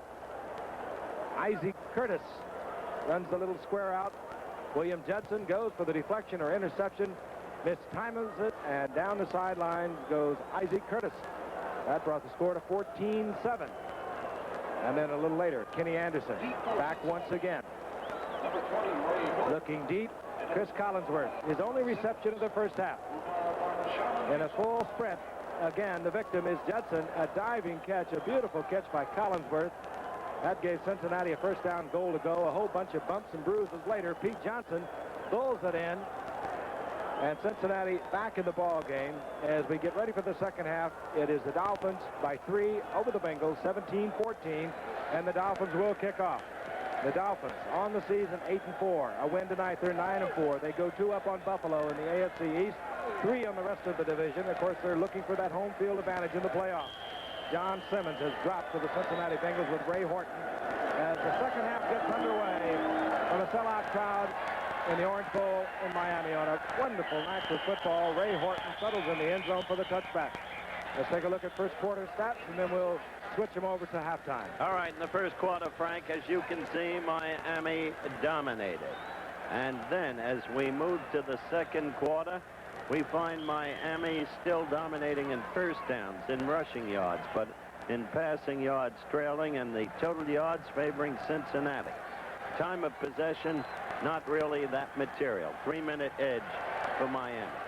The great one, Kenny Anderson, 13-year veteran, looks over the 1st and 10. The 20-yard line, Alexander's in motion. And on first down, Anderson will put it up once again. Has to hurry it as he was being pressured by Doug Betters.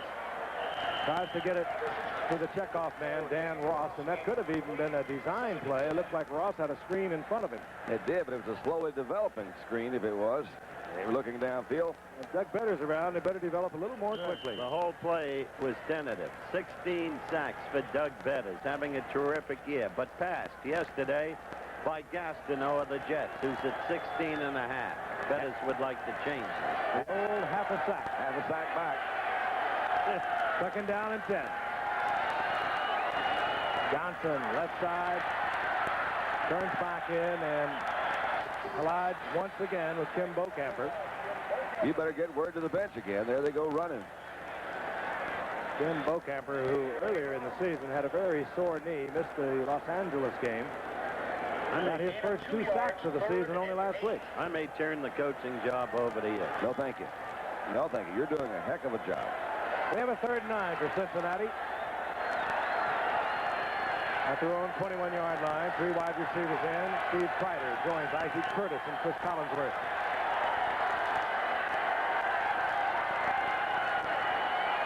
Well, they're playing them close over there. Anderson, a great effort trying to get it to Pete Johnson. He was looking downfield. He was getting tremendous pressure from A.J. Duay. That was almost a half a sack for old A.J. That'll bring up 4th down. Half a sack, of course. I don't know. Refers to getting a lot of help from your friends, I assume. So here's Pat McAnally, 2 fine punters in the game tonight. McAnally coming off a weak year last year when he had a sore knee, is back up to over 42 yards and kicking well here tonight. The deep is Fulton Walker. He's in there for Mark Clayton, who was injured. This off the side of the foot of McAnally. Short kick, and the Dolphins will have great field position inside the 43-yard line of Cincinnati. That really sets the Dolphins up. Half a sack is a co-op sack, Frank. Let's just see if we can see what he did with his drop. He just almost missed that ball, didn't he? Yeah, flat missed it, did Pat McAnally. 15-yard putt. Dan Marino comes into the lineup. Dan Marino, 9 of 16 in the first half, 118 yards, and of course the 1 touchdown to Duper. Anderson, 7 of 11, 186 yards, and his touchdown shot to Isaac Curtis. First down and 10, Miami. And the Dolphins work inside with Tony Nathan to the 40-yard line, a gain of about 3. It'll bring up 2nd down and 7. As they mark it short of the 40, it'll be 2nd down and 8. The Dolphins have won every game this year in which they were leading or tied at halftime. And then they lost every game this season in which they trailed at half. Now, how about that? Does that mean they've already won? Well, that doesn't make it statutory. No, it does.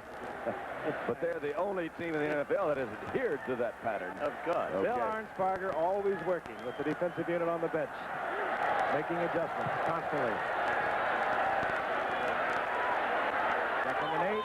Marino gets another string. It goes out to Duper, and Duper collects it inbound. First down, Miami to the 30-yard line. And Riley trying to cover. You can see. All right, watch Riley react to this play when Duper makes his move to the outside. Now, Riley's got pretty good position. Now, that's not bad. Now, that ball really left Marino's hand just as you saw Riley take that step back to go up to cover. 2 steps and he couldn't get there. There's not a half a dozen backs in the league that could play that as well as Riley played it. He didn't turn his back. He made the proper move. Good position. Ball perfectly thrown. 1st and 10. Marino. And again, a good shot to Duper. This time incomplete, and again, Riley on the coverage. Perhaps distracting the youngster. It's a little difficult for a young quarterback to throw this pattern because in a way he has to throw it to a spot. There's people all around him. Again, good coverage by Riley, but the ball was right there. If anything, it could have, maybe Duper lost his vision when he made that cut. And it was a good call, a slant pattern. 2nd down and 10. Nathan now, single setback. Matt Moore split to the right. Cooper up at the top of your screen. Again, covered singly by Riley. On the ground this time, Tony Nathan. Big opening, and Nathan for another Dolphin first down inside the 20. Upended by Jim LeClaire. See, it doesn't make a difference what down you run. It's how you run on that down. Now, this is a 2nd down and 10. Quick pitch out to the outside. Strongest defense against the rush. This relates to your admixture of play call. My admixture, absolutely. That play selection has been excellent. Tom Dinkle was number 52. You saw him kind of being oozed out of the way there. Oozed on out of the way. Tony Nathan, what a plus he is offensively. Run the ball, block, good receiver. First and 10 Miami, near the 18-yard line of the Bengals. Franklin, the left side, breaks it back to the middle. Gets short yardage, a couple, up close to the 15. It'll be second down and 8. Gain of 2. Cincinnati, 5-7 on the season. As a big crowd looks on, Cincinnati got in so much trouble early in the year with all the distractions. 2 players having time for the USFL. Chris Collinsworth, Dan Ross, the suspension of Browner and Pete Johnson. They're back on the track, however. They won 4 of their last 5 games. They have those people out there that took them to the Super Bowl with a 12-4 record in 1981. And the Dolphins, of course, they were in the Super Bowl last year. On second and 8. Good defensive play. Closing down hard. And Reggie Williams seemed like they forgot to block old Reggie that time. Reggie says, don't do that. At least pay some attention to me. Very cerebral player, Reggie Williams. He reads plays so quickly. And playing on that weak side, he is free so many times, and he makes the stop. Young man from Dartmouth College. And boy, what a physical regimen he put himself through in the offseason. Building up his body. What a participant he is in the community, too. I've never seen anybody on more charity boards. On the shotgun, third down and 7. Marino wide open in the end zone. All right. It is Cooper, his second touchdown of the night. And his 9th of the season. Larry Breeden, number 34, just was faked completely out and down on the field. He may have even hurt himself. He got turned around so bad he could have hurt himself. Just look at Marino here. Moving up in the pocket. The way he kept his poise. And then the rope to Duper. See Breeden down over there on the other side. Let's see if we can figure out what happened. Man-to-man coverage. He tried to hold him and then tripped over Mark Duper's feet. Duper, 5 receptions, 84 yards, 2 touchdowns. He had the best average per catch coming into the night, over 21 yards. That'll slim down somewhat, but he has been a force tonight. Von Thomas for the conversion. Missed it. Did it go through? It went through. Boy, what luck. He gave the crowd a thrill. There is Mark Duper, second-year man out of Northwest State of Louisiana. The second touchdown of the night from the youngster Dan Marino. The Raiders and the Chargers in a special edition Thursday night on ABC. And back in the Orange Bowl of Miami, one of the 70,000 plus, perhaps one of the most wealthy ones here tonight, Jimmy Connors.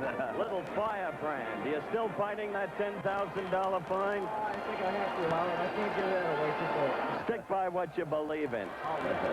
You're the best. You need a loan, Don? Yeah, as a matter of fact, always use a little extra. He's got it.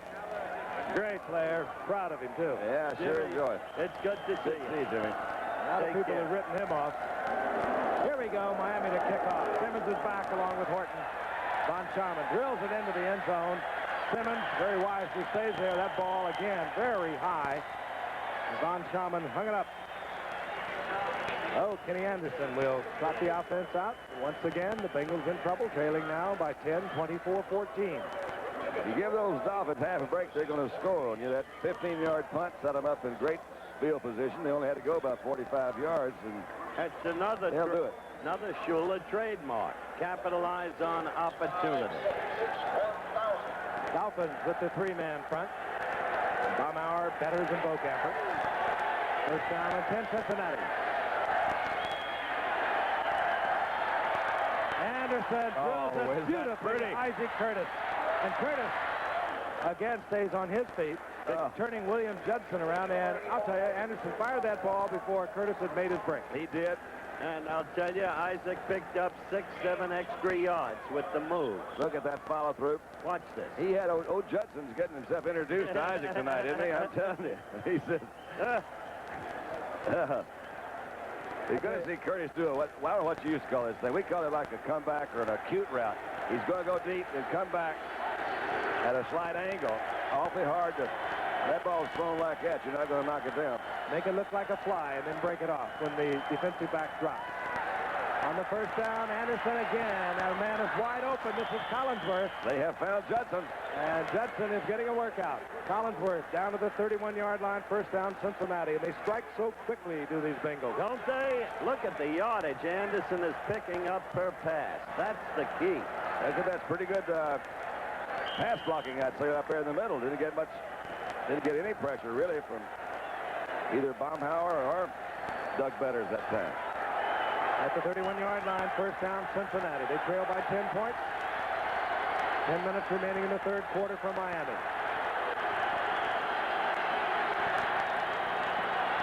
Alexander in motion. Anderson. First was the receiver and is picked off. Ernest Roan. Ernest Roan drops right into the pattern that Collinsworth was taking, hit him right in the numbers, and Miami gets another turnover. You kind of got a feeling that unless he did this, they were going to score because they were moving that ball pretty well. I don't think he saw it. I mean, if he did, he sure would want it back. He couldn't. Yeah, right through the middle. So the Bengals have turned it over. The Dolphins will have a first down and 10 at their own 30-yard line. Ernest Roan, his first interception of the year. The Miami Dolphins cheerleaders. They used to be known as the Starbrights. Used to be? Used to be. They are now the Miami cheerleaders. All of them. First and 10, the Dolphins at their own 30-yard line. Marino now 11 of 19, 143 yards, a pair of touchdowns.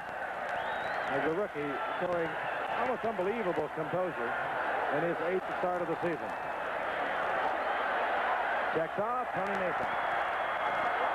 And Nathan out of the 35-yard line, gain of 6. It'll be 2nd and 4 as Eddie Edwards drops off to make the stop.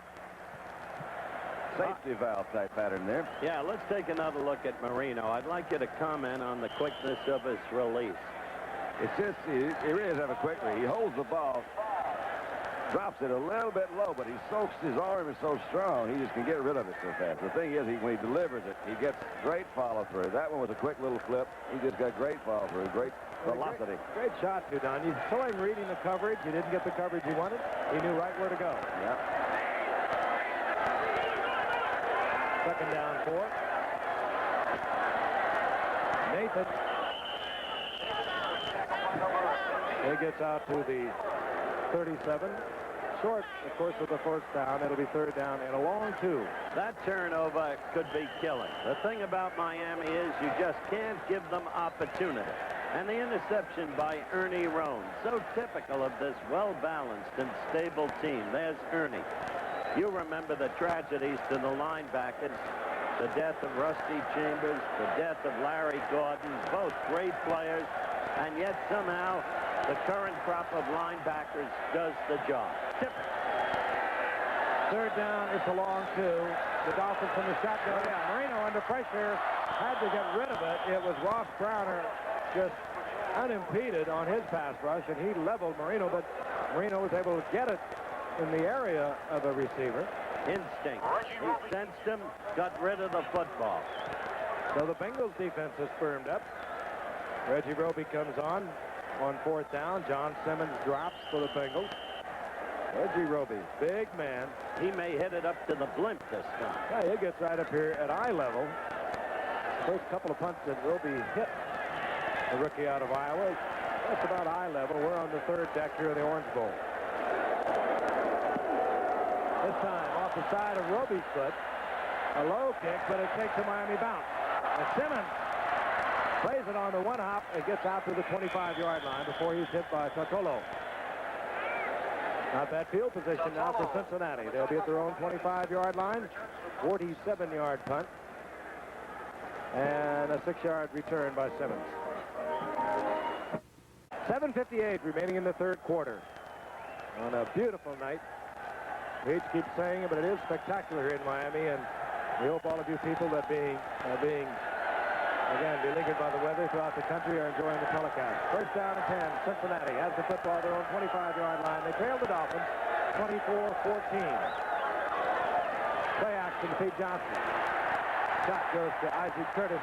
Good defensive play by William Judson, who has got to start thinking, Don. Yeah. What are these guys doing to me out here? But they had that play read perfectly. Oh, we think we're going to have an illegal man downfield. There was a flag drop kind of almost after the play was over. It was dropped right in the middle, but I don't have any idea what they're talking about. I see Cincinnati moving back. I think they might have had an illegal man downfield. They were pulling out there to get in front of that screen. Referee Bob Frederick will work it all out for us and give us the word.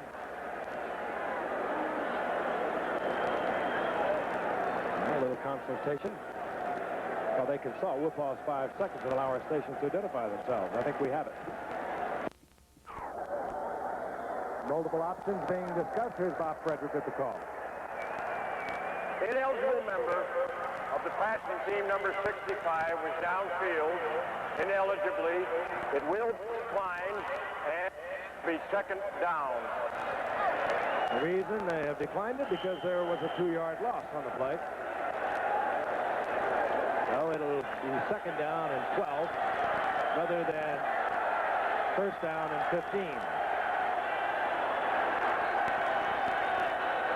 Cincinnati at their own 23-yard line. Anderson to Johnson.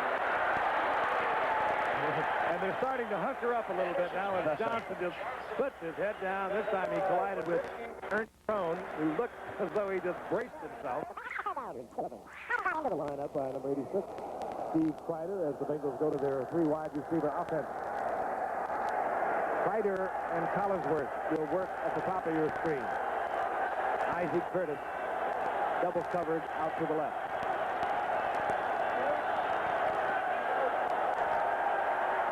Anderson, under pressure. He's a good runner, but he does not get away from A.J. Dewey. He had no choice. He was beautifully defensed. He had nobody to throw to. He is a good runner, but somehow Miami was there. They were all back there, 6 defensive backs. Paul Langford had Mike Kozlowski had joined the defensive 4 of the Dolphins, and Anderson had no place to put it. I watched Chris Collinsworth the last 3 pass patterns, and to me, the mark of a really outstanding receiver is a guy who looks as if he's the number 1 pass, the number 1 intended receiver every time he goes down for a pass. He ran every pattern as hard as he could. That's a real mark of a pro. McAnally had a 15-yard effort a few moments ago. This time he drills one to Fulton Walker, who's in there in place of the injured Mark Clayton. And Walker gets it to the 40-yard line on a 37-yard punt and a 6-yard return. So again, the Dolphins have good field position. We have 6:11 remaining in the third quarter. The Dolphins 24, the Bengals 14. The RCA Digital Command Center is a remote control for your new RCA Color Track 2000. Hard-hitting football game from the Orange Bowl in Miami. The Dolphins have the best of it, 24-14, 6:11 remaining in the third quarter. The Dolphins first and 10 at their own 40-yard line. Mark Duper stood up to the top of your screen. Andre Franklin, single setback for the Dolphins. And Franklin. Reggie Williams on the left side behind Ed Newman. Good defensive play. Reggie Williams sliding out right at the line of scrimmage. And the work never ends. The offensive unit gathered around discussing options. They need a few options. They're having some problems. There they're saying they're coming inside. They're going outside. The big plays have been long bombs from Anderson. 80-yard touchdown pass to Isaac Curtis, second quarter. A 48-yard pass to Collinsworth to set up a touchdown. That's the extent of their scoring. Second down and 10. Nathan underneath, circles wide open. Great effort by Nathan to the 46-yard line. Another first down Miami, and I'll say it again, this man can beat you in many ways. Including a forward lateral. Remember that one? Not a very deep pass, not a very long pass, but how crisply it's thrown, right on the money. Never had to break stride. He almost fumbled when he hit the ball, when he hit the ground. They would like to work David Overstreet in there a little more often behind Tony Nathan, but this man just produces every time you give him a call. First down and 10, Miami. Marino strong arms it. Trying to get it deep to Duper, and this time Riley was right there. Crowd doesn't like it. Well, Marino tried to go into double coverage, Riley and Jackson, but it was Riley who was in perfect position. You see him try to cut in front. What the crowd, I think, was booing about is he made contact before the ball got there. And he looks like he hit him in the head, too, in the eye, too. I don't really understand. You know, the whole thing is about interference, as we know through the years. That's the way we began. Yeah, it really is. But it has something to do with obstructing the right to catch the ball. But I thought the defensive backs, you know, he should have the same right. But he did make contact before the ball got there. And evidently, it was not interference again. Second down and 10. Marino now 13 of 23, 163 yards and a pair of touchdowns. Look out. Hardy is buried by Tom Tinkle. There'll be a loss of 3 yards back to midfield, and it'll put the Dolphins in 3rd and 14. This is a big down. Under any circumstances, even if the Bengals hold, they don't figure to get anything like decent field position. But the Bengals must hold if they're to charge back and get back into this game. Dolphins with a 10-point lead. I would assume that whatever play has been sent in to young Dan Marino, it is a conservative one. Let's don't turn it over. If we can get it, fine. If we can't, we'll punt away, and the Bengals will be deep in their own territory. Don Shula signed today. Several years. Amount, tenure not disclosed. Head coach, Dolphins. No movement. All room is put to rest. End of story. Marino, and he goes down. Eddie Edwards getting his 12th sack of the year for the Bengals. And a loss to the 47 as the Bengals defense playing much better here in the second half. Don Shula, together with Dolphins owner Joe Robbie, opened the press conference today with a great line. He said, I signed for a one-room efficiency apartment on Biscayne Boulevard. And, of course, a reference to, what, the penthouse in the Trump Tower? Yeah, Donald Trump, flamboyant owner, New Jersey General, with whom, there's the catch. Roby almost puts it out of the stadium. Wow, that was high. Simmons forced to make the fair catch, and he is down close to the 10-yard line. Of course, he did negotiate, interested in security for his wife, Dorothy, and all the children. He did negotiate with Donald Trump, but once his integrity was challenged, Shula wouldn't countenance that and came back where he belongs. Nobody looks at office automation quite like Wang. Isaac Curtis, the first receiver to go over 100 yards against Miami here. And he had one of 80 yards for a touchdown. That, of course, this year. First down and 10, the Bengals from their 11-yard line. There's Isaac. Anderson checked off, gets it to Collinsworth.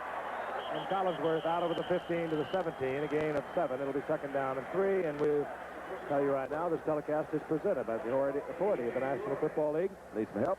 It's intended for the private use of our audience. Any rebroadcast or other use of this telecast without the express written consent of the National Football League is prohibited. Yeah. No, I don't. Well, you are a devil. Well, you know that. I say that's my job, man. You know, the man's got my job. That was it. That could have been why they handed it to him. Second down and about 4 as they mark it inside the 17. And Pete Johnson works the middle. Well, I mean, he works it out over the 20.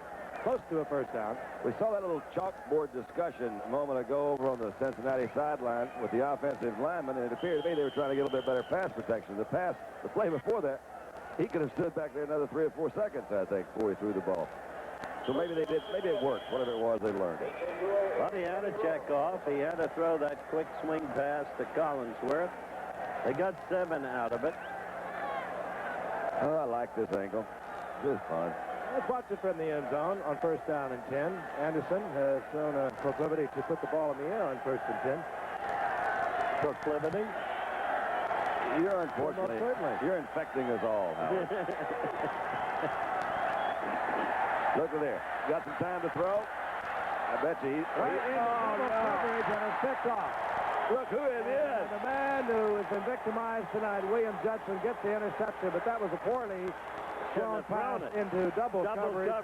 It's like he's right in front of it. He goes blind every once in a while. He had plenty of time to throw. See these big linemen is stopping back in the middle there. Man, that's just, is that fun. Got lots of time. And that was just one of those way too many green jerseys over there. Look at it again. He was looking downfield. He shifted over quickly to check off the receiver, and Judson was right there. But that's something really that Kenny has done so well through the years is he's thrown so few interceptions. Thrown 2 tonight right in the arms of the Dolphins. First down and 10. 39-yard line. The Dolphins good field position again. Marino wants a big one. Has to check it off, however, and gets it out low and incomplete to Nathan. Well, there's Judson. That's a boy, William. Early on, having all kinds of trouble. Isaac Curtis chewing him up, but now... That's his 6th interception of the season, but he's had problems. He's, again, in there for a real fine one at the corner, Don McNeil, that they lost in training camp. Heard so much about injuries around the league. The Dolphins really haven't talked much about theirs, but they, of course, early on in the first game, they lost Cephalo, Tommy Vigorito, out for the season. Cephalo, however, may be back. And at one point, they lost so many linebackers, they were playing Kozlowski as a linebacker. Second down and 10, Miami. Nathan works the left side, found nothing in the middle, slid to the left, and gets about 6 out to the 32-yard line. Slid off beautifully. All-purpose football player, as Frank has emphasized all evening. Super value to a team. You can see there, Turk Schonert, who's the guy, the quarterback, came in and played for Cincinnati when Anderson was out. Say he may have a stronger arm than Anderson. Maybe it's just a little bit younger arm. But he has just recently signed a new contract with Cincinnati. As Cincinnati said Jack Thompson, as we look at Schonert. They said Jack Thompson to Tampa Bay for Tampa Bay's first-round draft pick, and that's going to be a good one. Looking good, isn't it? Third down and 4. Marino from the shotgun, safety blitz, and Marino times it beautifully to Duriel Harris. What composure. And Harris gets the first down, but credit that to Marino. He knew he was going to be hit. He saw the safety blitz. You'll see it coming from your right side. He knows there's nobody there. That's the whole key, Don, your word, composure. He doesn't panic. Looked like he may have hurt his right ankle a little bit. We'll see him again. When he comes in, he falls, and they fall on his right ankle a little bit. But that is really true. Plays like a veteran. Yep. Hope he's not hurt. That was Robert Jackson coming all the way from safety, and Marino was watching him all the way. He was waiting for Harris to uncover. He did. He gets the first down, 27-yard line of Cincinnati. Nathan gets the ball to Hardy, and Hardy's on a roll inside the 5. Oh, is that fun?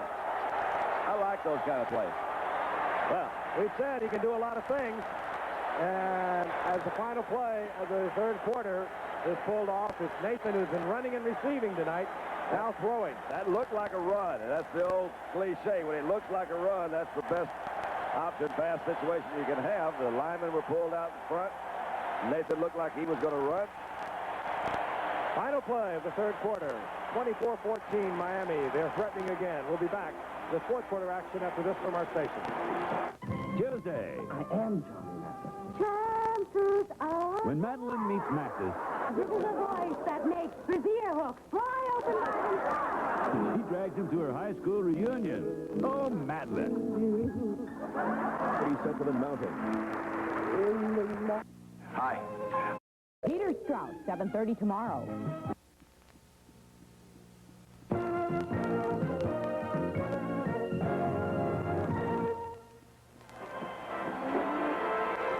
We begin the fourth quarter action. The Dolphins with the first down, goal to go, 4-yard line of the Cincinnati Bengals.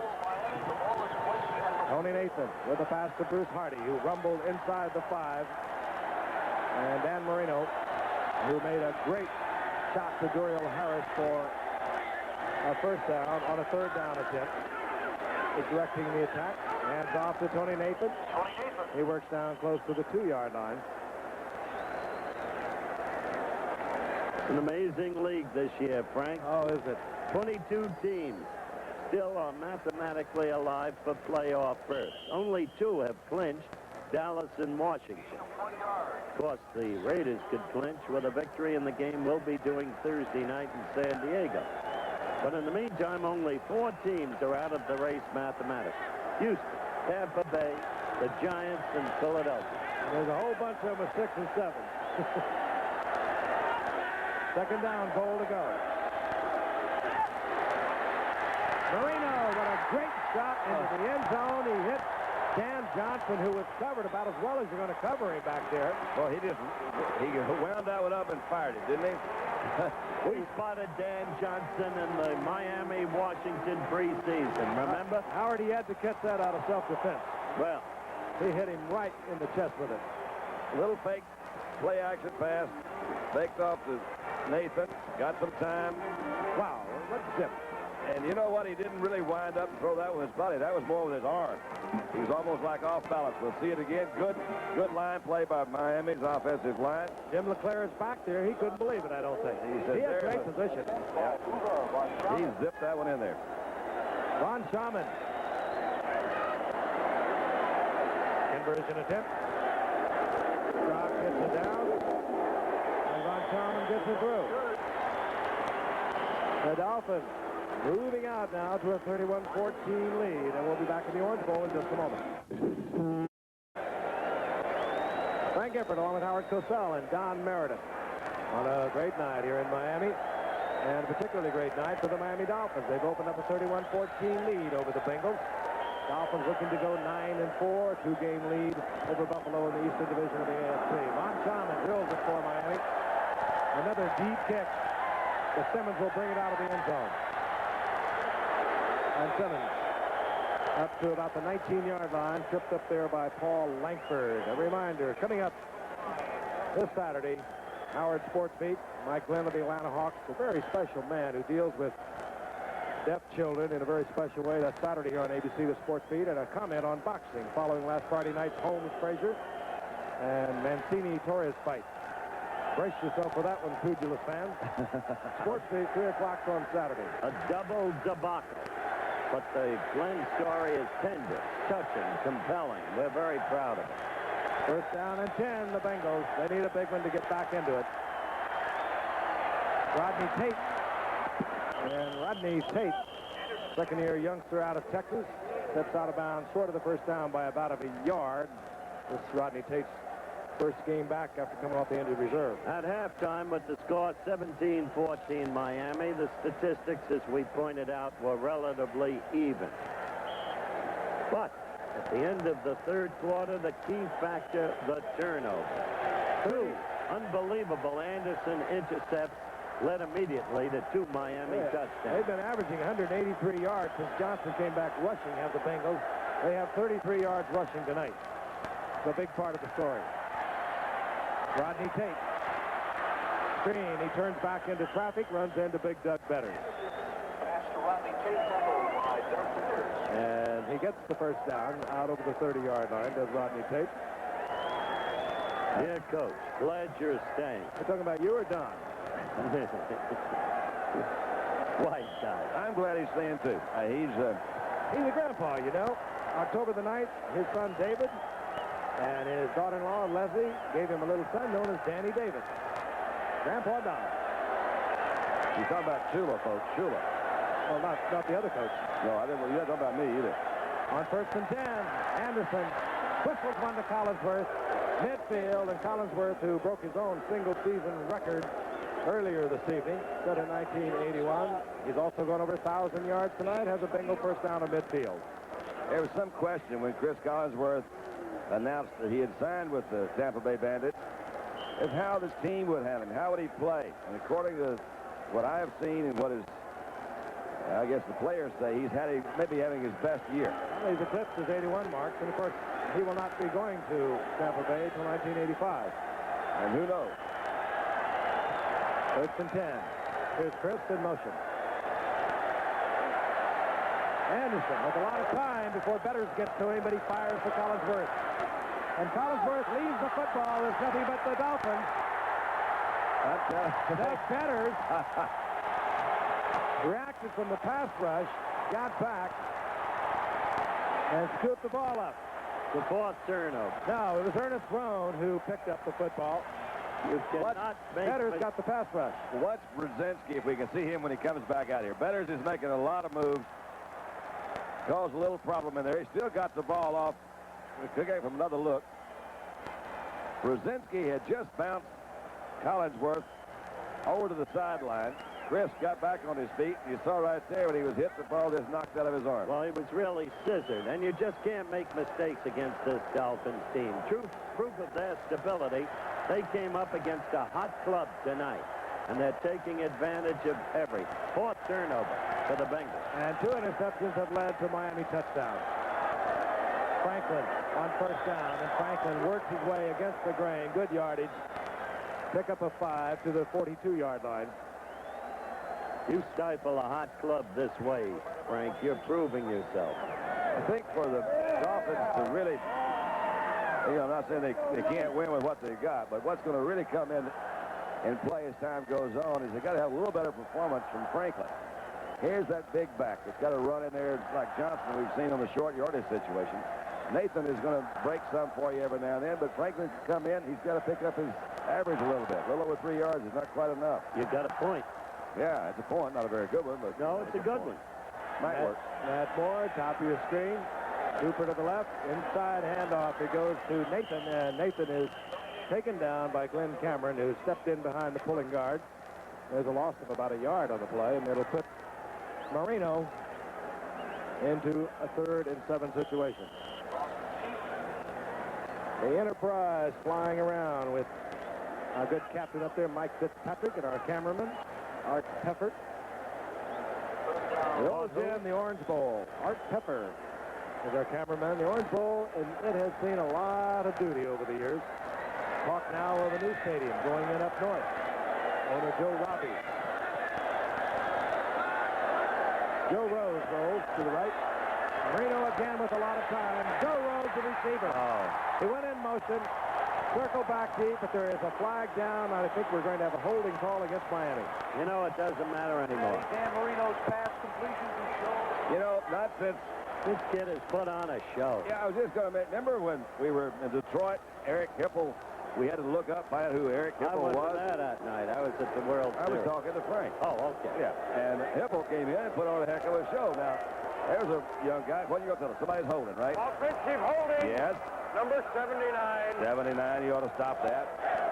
But Marino has had that same kind of night tonight. Seems like everything he's done has been a little bit of magic. And we wondered coming out here, Don, you and I talked about it. How's it going to be? He's been under pressure all year long as a rookie, but how do you go on Monday night? He knows all of his peers are watching. That's right, and those other 5 quarterbacks that were drafted ahead of him were watching, and we said maybe he might be a little nervous. He certainly hasn't proved to be that at all. 3rd down, 17. Situation that could make you a little nervous. On the shotgun. Well, there he is. Joe Rose far short of the first down as he gets inside the 45-yard line and out of Von Schaman field goal range, so we'll see the punting unit with Roby. We'll get a chance to check Dan out again, Frank, on December 16th, right here in the Orange Bowl against the Jets. And they are rolling now. That was one of the few passes that he's thrown where the receiver had to kind of break stride. Had he been able to get that one up a little bit, Rose may have been able to pick up that first down. You know, Roby not only gets distance on the ball, but he's got 20 out of bounds in 59 punts coming into tonight. That's pretty good. We're trying to put pressure on him, Frank, because of that. He only takes the 2 steps, but they're long steps and somewhat slow. And here they come again. They went for it. This time he didn't go for out of bounds. He just put it up there so high his own men were down inside the 5-yard line, waiting for that ball to come down. I mean, that cleared, I'm certain, almost the top of the Orange Bowl. It did. It really did. 39 yards, and he is delighted with it. That was spectacular. It really almost went up to Art Pepper. We got to get our blimp out of here. Roby's going to keep punting like that. Oh, me. You have a weird mind. So. McNugget Mania brings nation together. The Raiders and the Chargers in a special edition Thursday night on ABC. Back in the Orange Bowl in Miami, and for the Cincinnati Bengals, a great kick by Reggie Roby. The rookie 6th-round pick of Miami has put them down inside their own 6-yard line. And they trail 31-14, 9:42 remaining in the game. This is where the Dolphin defense, the stingiest in terms of points in the NFL, after 12 games, really gets tough. The Dolphin defense had only given up 183 points. The Steelers, up until Thanksgiving Day, were second best with 198 points. Up until Thanksgiving. I thought I said that. 45 points. I heard Detroit. I heard you say that. Yeah. 3-yard pickup. It'll be 2nd down and 7. That's pretty feeble, isn't it? Yes. That's pretty feeble. Hey, what it is, it's amazing because they came in with, over the last 4 games, averaging 183 yards rushing. They've been shut off completely on the ground. And you start looking, who have they been playing in these last 2 weeks? Pete Johnson, overthrown, hard to leap high in the air at 275. Right. It's up on your sneakers. Wouldn't you like to see him rumble in the open field? I know Big Bob Brzezinski would. Got a 3rd down and 7. I mentioned the 183 points, the fewest points allowed through 12 games for the Dolphins, because the defensive coach, Bill Arnsparger, has, by the way, who has coached with Don Shula all the way back to the University of Kentucky through Baltimore, only left briefly to go to the Giants. But 8 times he's had Dolphin teams either first or second in points allowed defensively. 3rd down, 7. We're going to watch it from behind Ken Anderson. He needs 7. Boom. Off the fingertips of Johnson. No place to go. And Gerald Small, who is coming up to make the tackle, breathes a sigh of relief. That would have been a one-on-one, like a train wreck. 4th down, and once again, Miami should get it back. You mentioned field position. You mentioned Arnsparger, who, as we said earlier, may be going, maybe, to LSU as head coach. I think you might explain the relationship between Don and Bill. My understanding that he has given him permission to talk about it. There will be a decision on Jerry Stovall at LSU this Friday. And who's to say? Low kick by McAnally. Fulton Walker at midfield. And Walker to the 41-yard line. Stanley Wilson hustles down to make the stop, but Miami has the football. Great field position. 41-yard line of the Bengals. 8:40 remaining in the game. Hey, what'd I tell you? Bobby Allison's favorite. Gentlemen, start your engines. Welcome to Miller Time. It's all yours, and it's all mine.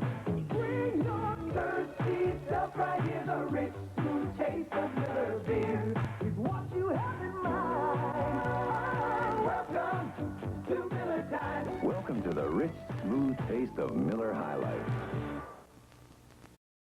That one will be a beauty. What a rivalry.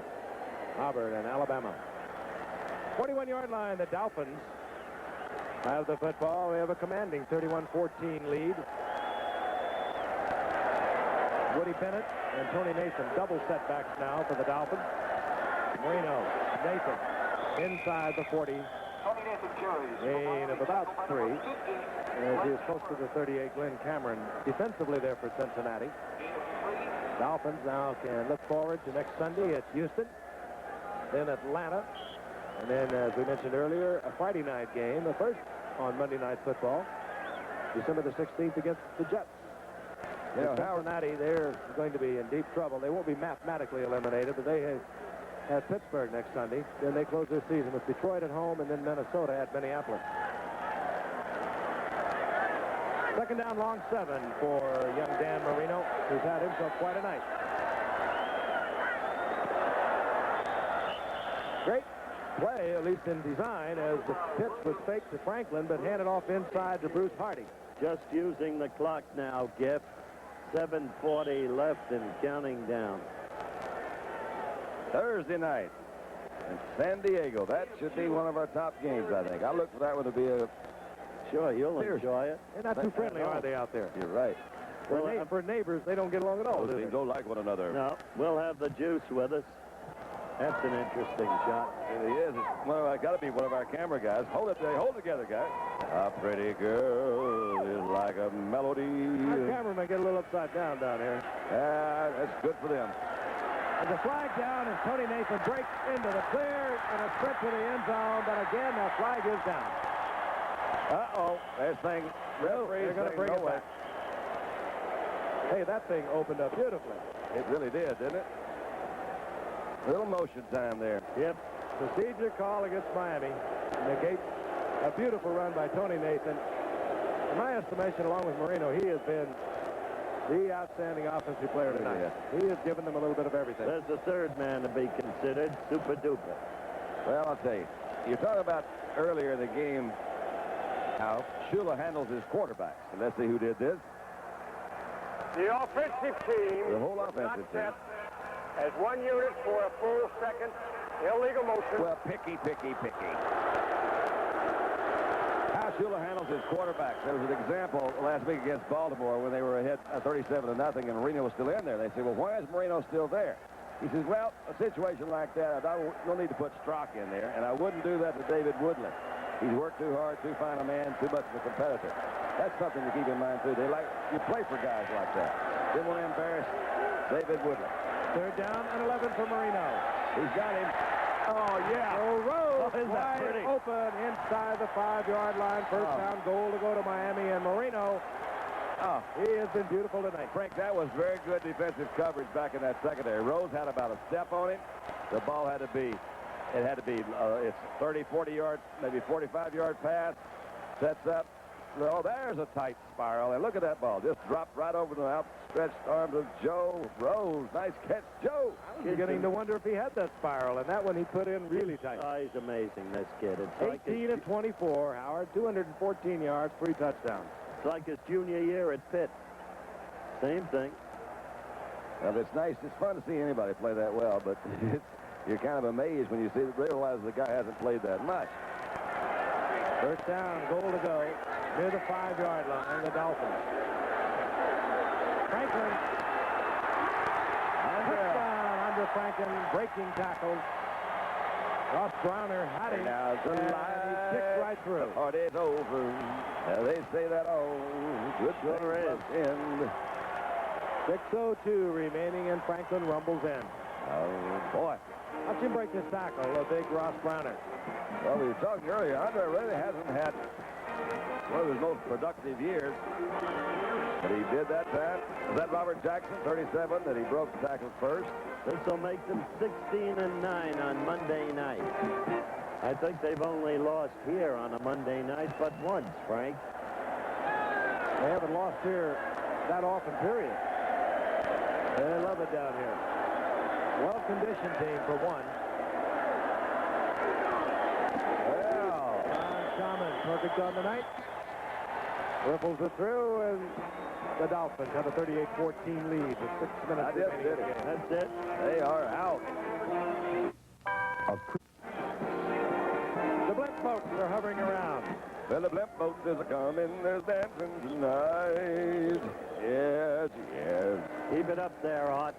Well, I might have gone fishing. Way to go, Art. One thing we're interested in tonight, Kenny Anderson needs 51 yards to go over 30,000 yards in his career. So that might be a little inducing. Well, you break a lot of passing records in losing games. Here we go, Von Schaman. It's another one. Carried deep into the end zone. Simmons hesitates for a moment, then decides he wants to bring it out. Nice. And Simmons out over the 25-yard line. Well, he made it work. A lot of times that little hesitation will do it.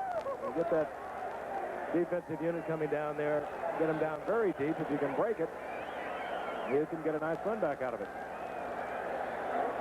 First down and 10, Cincinnati.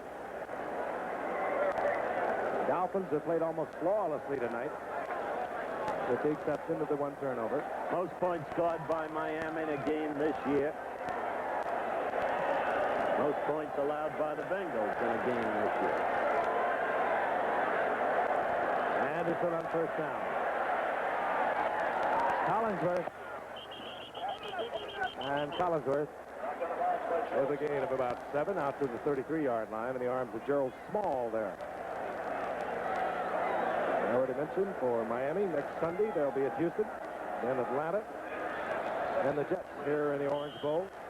The Jets game on Friday, December the 16th. Ross Browner, you see there on the sideline with the ice pack on his knee. Second down and 3. The ball at the 32-yard line. Pete Johnson in there to keep things honest and to provide a little protection for Anderson at this point. Anderson. Pete Johnson says, hey, I don't want that ball. He didn't look around.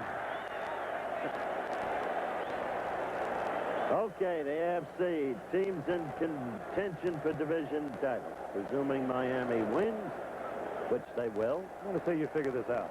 Miami, Buffalo, Pittsburgh, Cleveland, and the Raiders in Seattle. Why Seattle? They beat the Raiders twice. Other teams in contention for wild card spots: Denver, Baltimore, New England, the Jets, Cincinnati. We've already accounted for their expected loss tonight. Kansas City. Third down and 3 for the Bengals. San Diego, of course. He didn't figure anything out. He just read what was on there. Here's Pete Johnson. Look out. The collision at the 39, and Johnson to the turf at the 42. Mike Kozlowski. He barreled the front of that. Barreled into 3 of them. Like a bowling ball when he hits backwards. Bengals slow getting up. Munoz, I think, was one of the guys that was limping off there. I can understand the power of Anderson, but I don't understand how Jimmy Connors, Frank, half your size, hits a tennis ball with triple the power. Don and I figured it out. It's all in the grunt. It's the grunt. That'll do it. Sort of like karate. First down inside their own 42 for the Bengals. Munoz has gone off. Anderson gets it into Collinsworth. Gain of about 6 out to the 47-yard line. Michael Broback has come in for Anthony Munoz, who was not limping when he left, but he obviously was in discomfort. I'd be in a 2-minute offense. Well, they probably are. Would have been in it 10 minutes ago. And Miami's in that 2-minute defense. They are indeed. 6 defensive backs, Langford in, along with Colton Walker, Kozlowski. That's Dewey that you see moving around there. The 77. He dropped off, didn't charge. Anderson throws it underneath. Strider has the first down and lunges forward to the 42-yard line. This defense spins, but doesn't break. You got it. They do that. They don't give up the points. Again, coming into tonight. Fewest points scored in the NFL through 12 games. They haven't hurt themselves tonight. They've only given up 14. Anderson now 313 yards. He needed 332 into the night to become the 8th player to go over 30,000 yards in the NFL. And that includes a lot of great ones sitting in the Hall of Fame in Canton, Ohio. First down, Cincinnati, Miami's 42-yard line.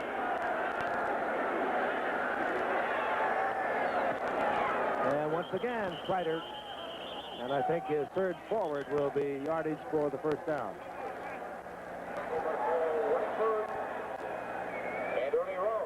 You know who's been shut out tonight is Dan Ross. 32 receptions into tonight. That's right. And zip tonight. Good observation. And a great tight end. Running out of things to observe. That began about midway in the third period. 31-yard line. Another first down for Cincinnati. Thought I was going to lay it into him. I thought you were, yeah. Now Kenny Anderson needs only 9 yards for 30,000. Too nice a fella. How many miles does that translate into? 5,000. Oh, look at there. There it is. Collinsworth, and Anderson goes over the 30,000 mark. That really is amazing. That is. Congratulations, Kenny. That's nice. Make more touchdowns. Clock keeps running. Had a tough night tonight. A couple of passes. I'm sure he didn't even see the defenders were picked off.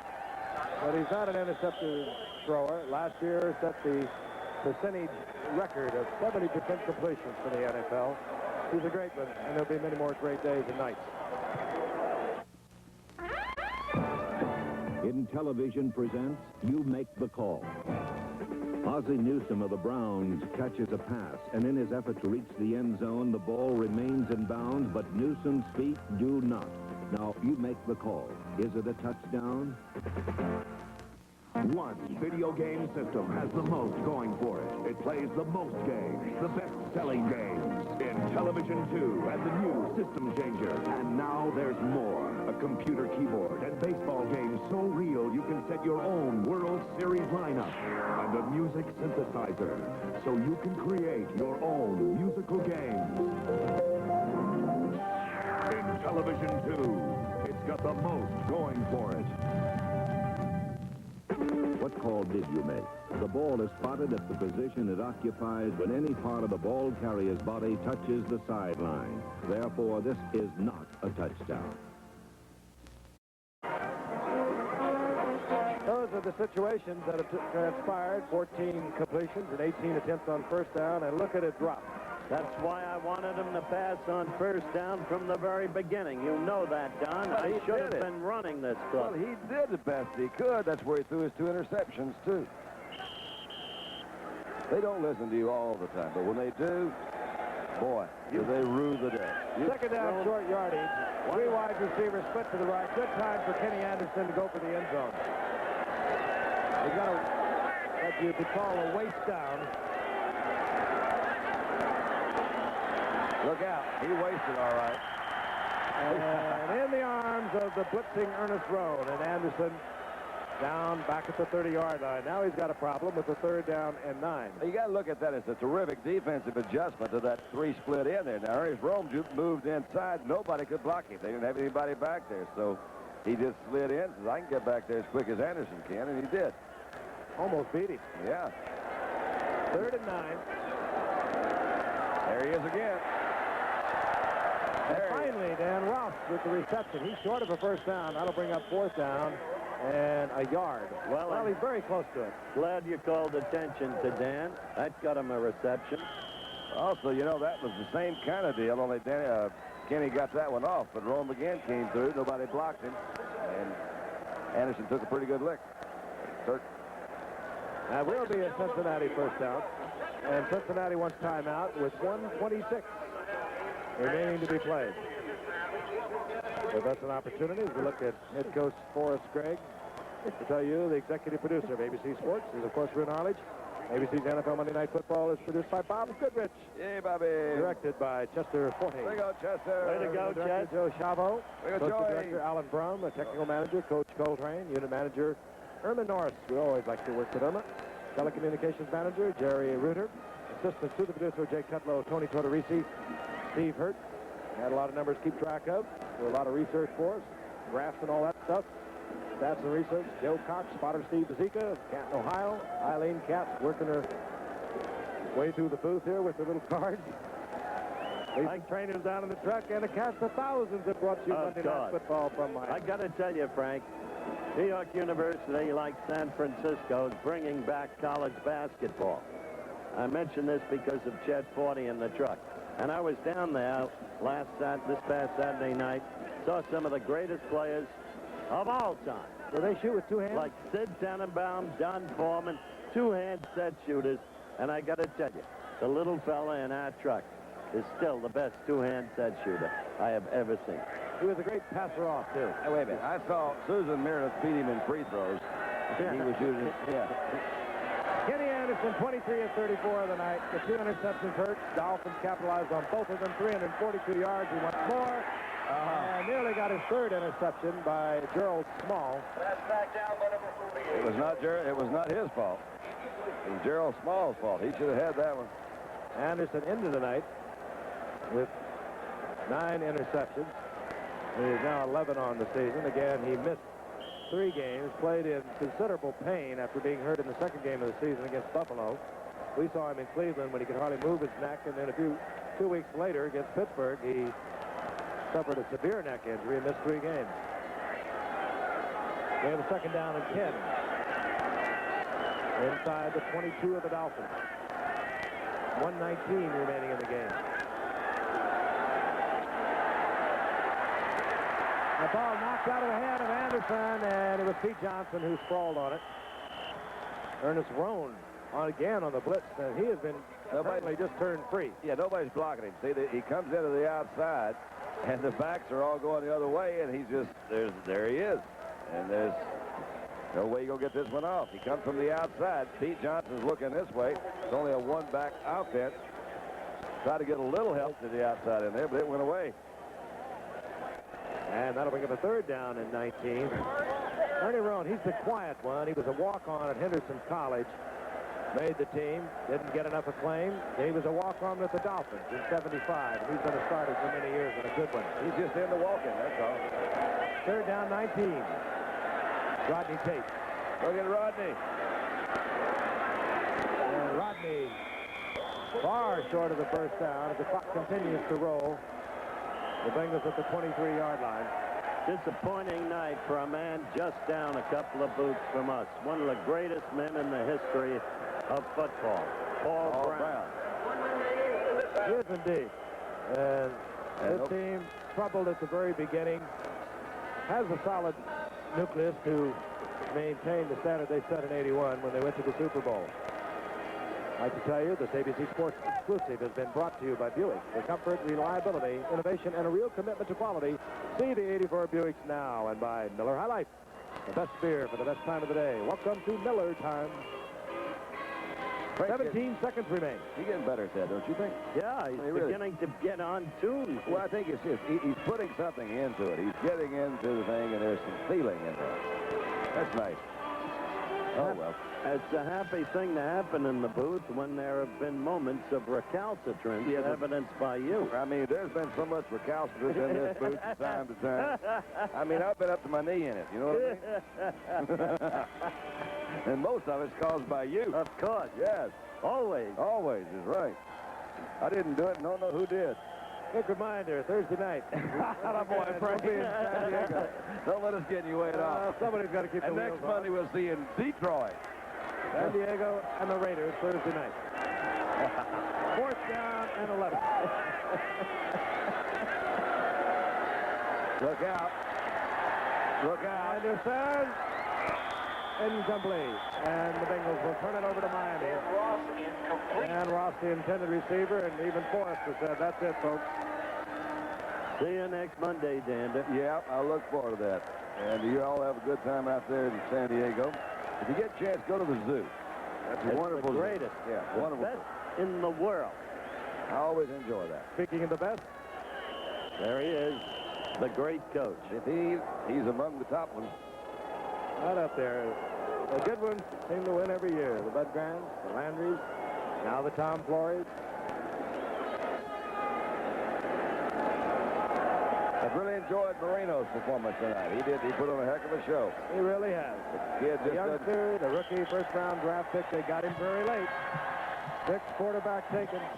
Great night, 18 of 29, 217 yards, 3 touchdowns. Dan Marino. And we'll be back for a final word from the Orange Bowl in just a moment.